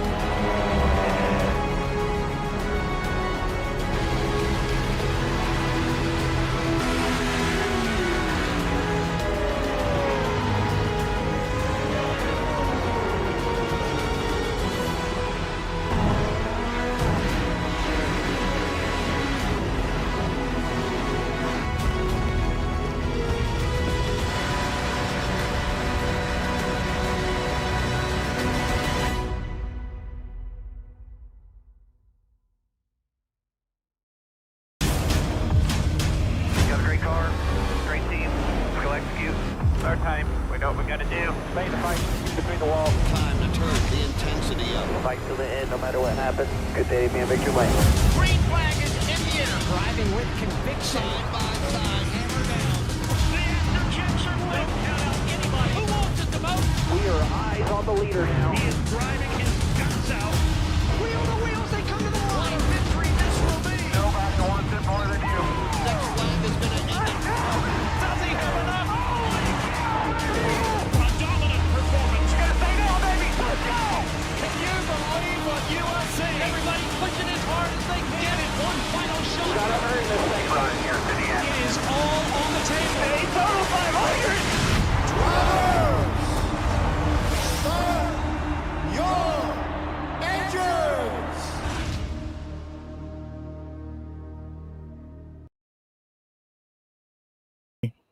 One. All right, Mark Morton still leads the pack. We've seen the 9 of Jordan Parker go onto pit road. He did not have the fuel to make it to the end. He finds himself in P9, 1 lap down. We know that 3 of Hansen likely is still going to have to drop back onto pit road. Isaiah Fox finds himself 4.5 seconds back. The 4 of Corey Rainey finds himself in P3 after the pit stop by the 9. Aaron Ramon finds himself back around the 7 and back into the top 5. Finds himself P4. Brennan Carroll, P5, was sitting 5th, got passed by Ramon, was 6th, Parker pit, so he was back in 5th again. Brendan Broadfoot in the 22, P6. Jonathan White in the 77, P7. Carton Hansen, we know he needs another pit stop, but right now he runs P8. Jordan Parker in the 9, P9. Josh Mason still sits in 10th. Thaddeus Friel 11th. Christian Mullen in 12th. David Callahan, the last car running, in 13th. Actually, it looks like we were at. Go ahead. I saw something weird. I don't know what it was. It was behind the 9 of, or it was behind the 8. It was a really slow car behind the 8. It might have been the 9 flying by the 8. I think it was the 9 flying by the 88. We see the 9 on those way fresher tires just absolutely fly by Mark Morton. Unfortunate, it's not going to be enough for Jordan Parker tonight. He has been dominant here. He's led a lot of laps, but the execution in stage 3 just wasn't enough to be able to take him that win. As you see, he is now cycled in 9th place, 40 seconds back from the leader. We have 3 to go, coming to the line. About to be 2. Mark Morton in the lead, 5 seconds over the 09 of Isaiah Fox. Been a very dormant car this season. 09 has moved all the way up to P2, and it looks like that is where he's going to stay. The 4 car of Rainey is 3 seconds behind. This seems like this is going to be your finishing order tonight, unless a caution comes out with these last 2 to go. It is Morton's race as long as nothing else happens. And now something happened. No, I'm kidding. I mean, the only thing that I can see right now is Parker passing White and Hansen, but he's already cleared both of those cars and is gone. He's moved up to 7th. He made his pit stop too early, as we are 1 to go here at Michigan, and Mark White Morton flag. remains 5 seconds ahead of the 09 of Isaiah Fox. Mark Morton still adding time, like you said, 5 seconds ahead, pushing it to roughly 6, might be 6 by the time he crosses this line to There might be a get that battle here checkered for flag third at the from end here. stands. As soon as Morton crosses the line, we are probably going to go back to the battle for third, as as Rainey and Ramon are fighting right now. But right now, it's all to Mark Morton in the 8 car. Out of turn 4, he's going to slide up. One more turn, and here he comes to the checkered flag. Mark Morton will take the second win, the first back-to-back win in NARAS Season 2 at Michigan 300. As we see Rainey and Ramon cross the line, they had a battle here at the end of the last lap. They finished within a 10th of one another. Ramon was not able to get back to the 4. Brendan Carroll finishes in P5 in that 7 machine. Brendan Broadfoot will finish in P6. Jordan Parker, P7. Jonathan White in P8. Carden Hansen will find himself P9. He was able to make it. Oh no! White ran out of fuel. Hansen moved up to P8. That make or break right there. The last pit Hansen calls got are really what makes it. Hansen, I don't even think White ran out of fuel. I think he might have caught the wall. I mean, I know this is for third, or for eighth. Oh, the 77 was slow mid-corner. He slides up really bad. The 3 is able to just nudge it in there. Burn it down there, brother. Burn it down. You deserve it. Once again, we see Mark Morton, who wasn't supposed to be here this week. He goes back to back, and once again, Isaiah Fox finishes second to Mark Morton in back-to-back weeks. So I know I was joking that Lucas Lewis in the 11 was the Sheldon Creed of NARAS. I think that title is just gone to the 09 of Isaiah Fox. As you see, Mark Morton parks his own car in victory lane. He said, I'm not burning it down. We got to use her for next week. Next week, I shall say. Well, I'm just saying, you know, the car will get moved. Got to use some of the things. Can't burn down your engine every time. You might have to save it sometimes. But we see Mark Morton. But I will say, what an immaculate race we have seen. We had a couple of cautions early on to these stages, but the drivers were able to reel it in and really make it matter. Mark Morton officially takes the first back-to-back win here at the Pure Michigan 300. Yeah, like we said, the first back-to-back winner of NARAS Season 2, and the, well, I guess the only, not only the only 2-time winner, he's now the only 3-time winner this season. So Mark Morton continuing to show, well, why he's winning. So we're going to go ahead and talk to our top 3 finishers tonight. First, we're going to go ahead and talk to the 4 of Corey Rainey. Doesn't look like he is in a voice call, so we're going to go ahead and talk to our second place finisher of Isaiah Fox. Isaiah, this is Owen and Tyler in the booth. You got us? Gotcha. So you finished second again to the same guy again. I mean, is there anything else you could have done, or? Well, I was trying to save my tires the last run.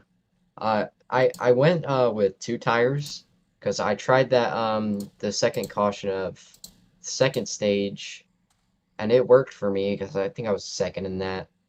I mean, it wasn't any disadvantage, so I just tried to save a little bit of time.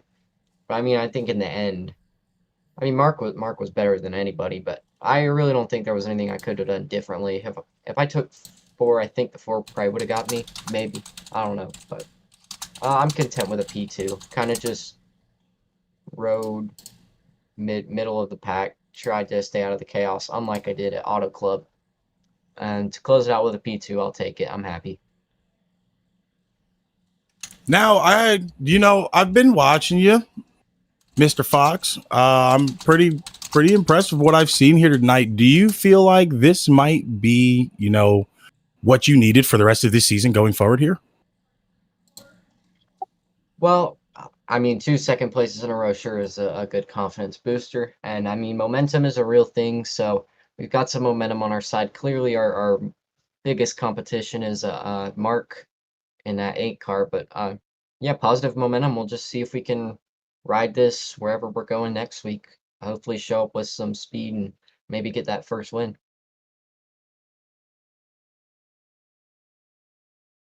Like you said, those 2 back-to-back second place finishes, you've kind of got your head where you need it to be.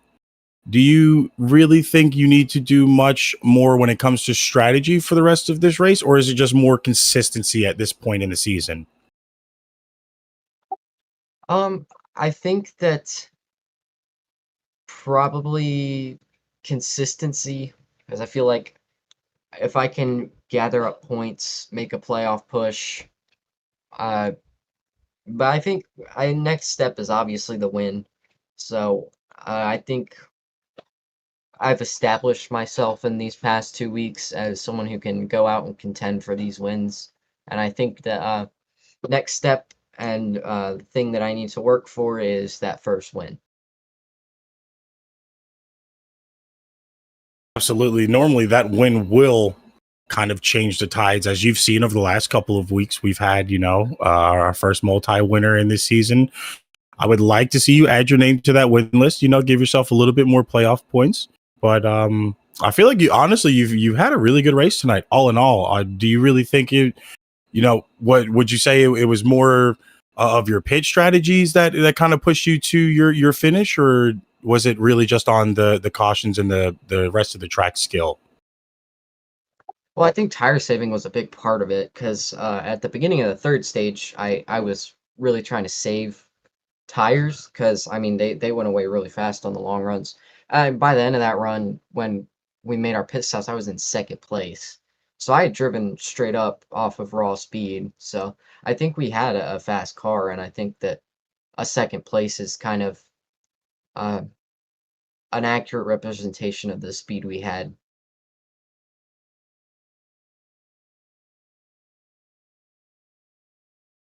All right. Well, I think that is going to be all tonight from us for you, Isaiah, and we will catch you next week at Indianapolis. All right, see you there. See ya. All right, that was your second place finisher of Isaiah Fox. Now we're going to go ahead and talk to the same guy again that Tyler actually gets to talk to this time. This is race winner Mark Morton.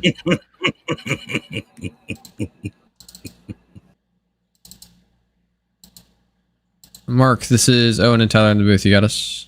I sure do. All right, Tyler, if you want to do the honors. Well, Mr. Morton, fancy meeting you in here, buddy. I called your win at Dega. I unfortunately wasn't there to see you claim number 2, but I was here to see you claim number 3, man. You are officially the first multi-winner, back-to-back winner of season 2. How do you feel now going into Indianapolis next week? I mean, any right person would tell you that it isn't getting to my head. But being the first 3-time winner, multi-time winner, like it boosts your confidence for sure, and just thinks that you can win every single race week in and week out. But these guys are phenomenally fast, and I did not think I was going to win this. Because I mean, Jordan, Isaiah, Corey, I mean, literally everybody throughout the field was up there battling it. So I mean, it was. I didn't think I would. Like it boosts your confidence. But come when I wake up tomorrow morning, you got to flush it and prep for Indy next week.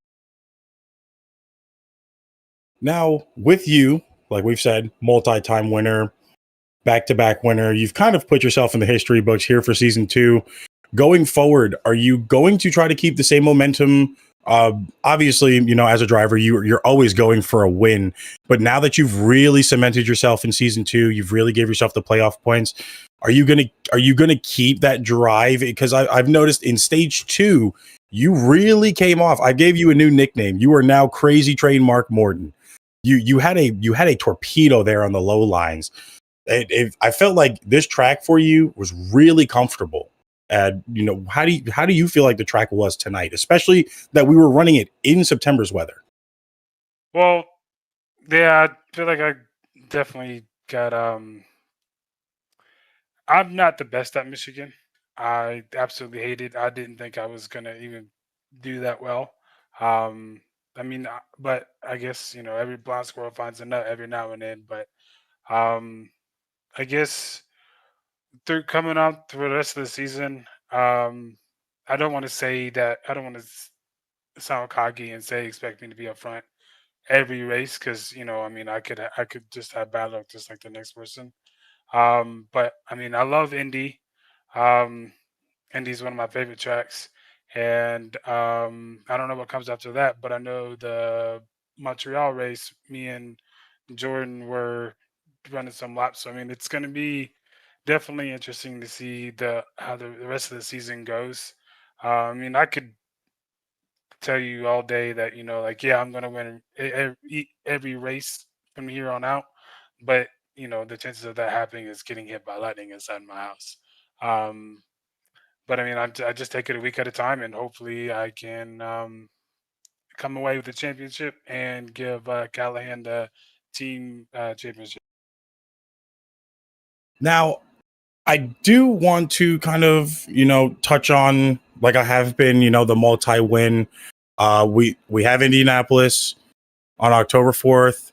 On the 11th, we're going to Pocono. So, still on some pretty decent big tracks. Do you feel like what you've done here tonight with the consistency and the comfortability will be able to lead into the next, 2-3, like, we're going to the road course. That's going to be a new one. I don't think most of us have really touched that course. So it's going to be a little bit challenging. But do you feel like your goals from this race, obviously, with you touching that multi-win back to back, are you going to have a different goal set for Indianapolis and Pocono, or are you kind of staying on the same level? I've just got to stay on the same level. I want to, I just want to max points. I mean, I think I was 4 or 5 races short. I joined 4 or 5 races into the season. So, I want to catch Jordan. I want to get up there, I don't think I'll be able to, unless I win out or, sweep stages and races from here on out. I might have a chance to get to the season championship, but I don't think so. I just want to take it a race at a time, and hopefully I come out on top better, and like tonight, I guess. But I'm okay. Like, I don't want to get comfortable with having a three race win. I want to get 4 and I want to get 5. I want to get as much as I can, because I wasn't even supposed to race tonight, but because they brought me out to the field, but I able to finagle my way to come home to where I was able to race. And it for me, it's not a guarantee that I'm here every week, so I just try to max as much points as I can until when to help me in case I don't show up for the following week. All right, ladies and gentlemen. Well, that is your first multi-time winner, first back-to-back winner of this season, season 2, the number 8 car, Crazy Train, Mark Morton. Morton, I want to thank you for joining us here for your interview and congratulating you on your race. And at least I was able to see this one, so I'm here for 2 out of 3. Yeah, I appreciate it. If you don't mind, I'd like to give up my shout outs. Yeah, no, go ahead. First and foremost, both you and Owen for taking time out of your evening and away from your families to broadcast the race. I know Owen is glad you're back, because I'm pretty sure he doesn't like hearing himself talk every week. But life comes along. But Jordan, for the league, everybody in here in this league, it's thank God they keep me on my toes, and they're very humble and appreciative.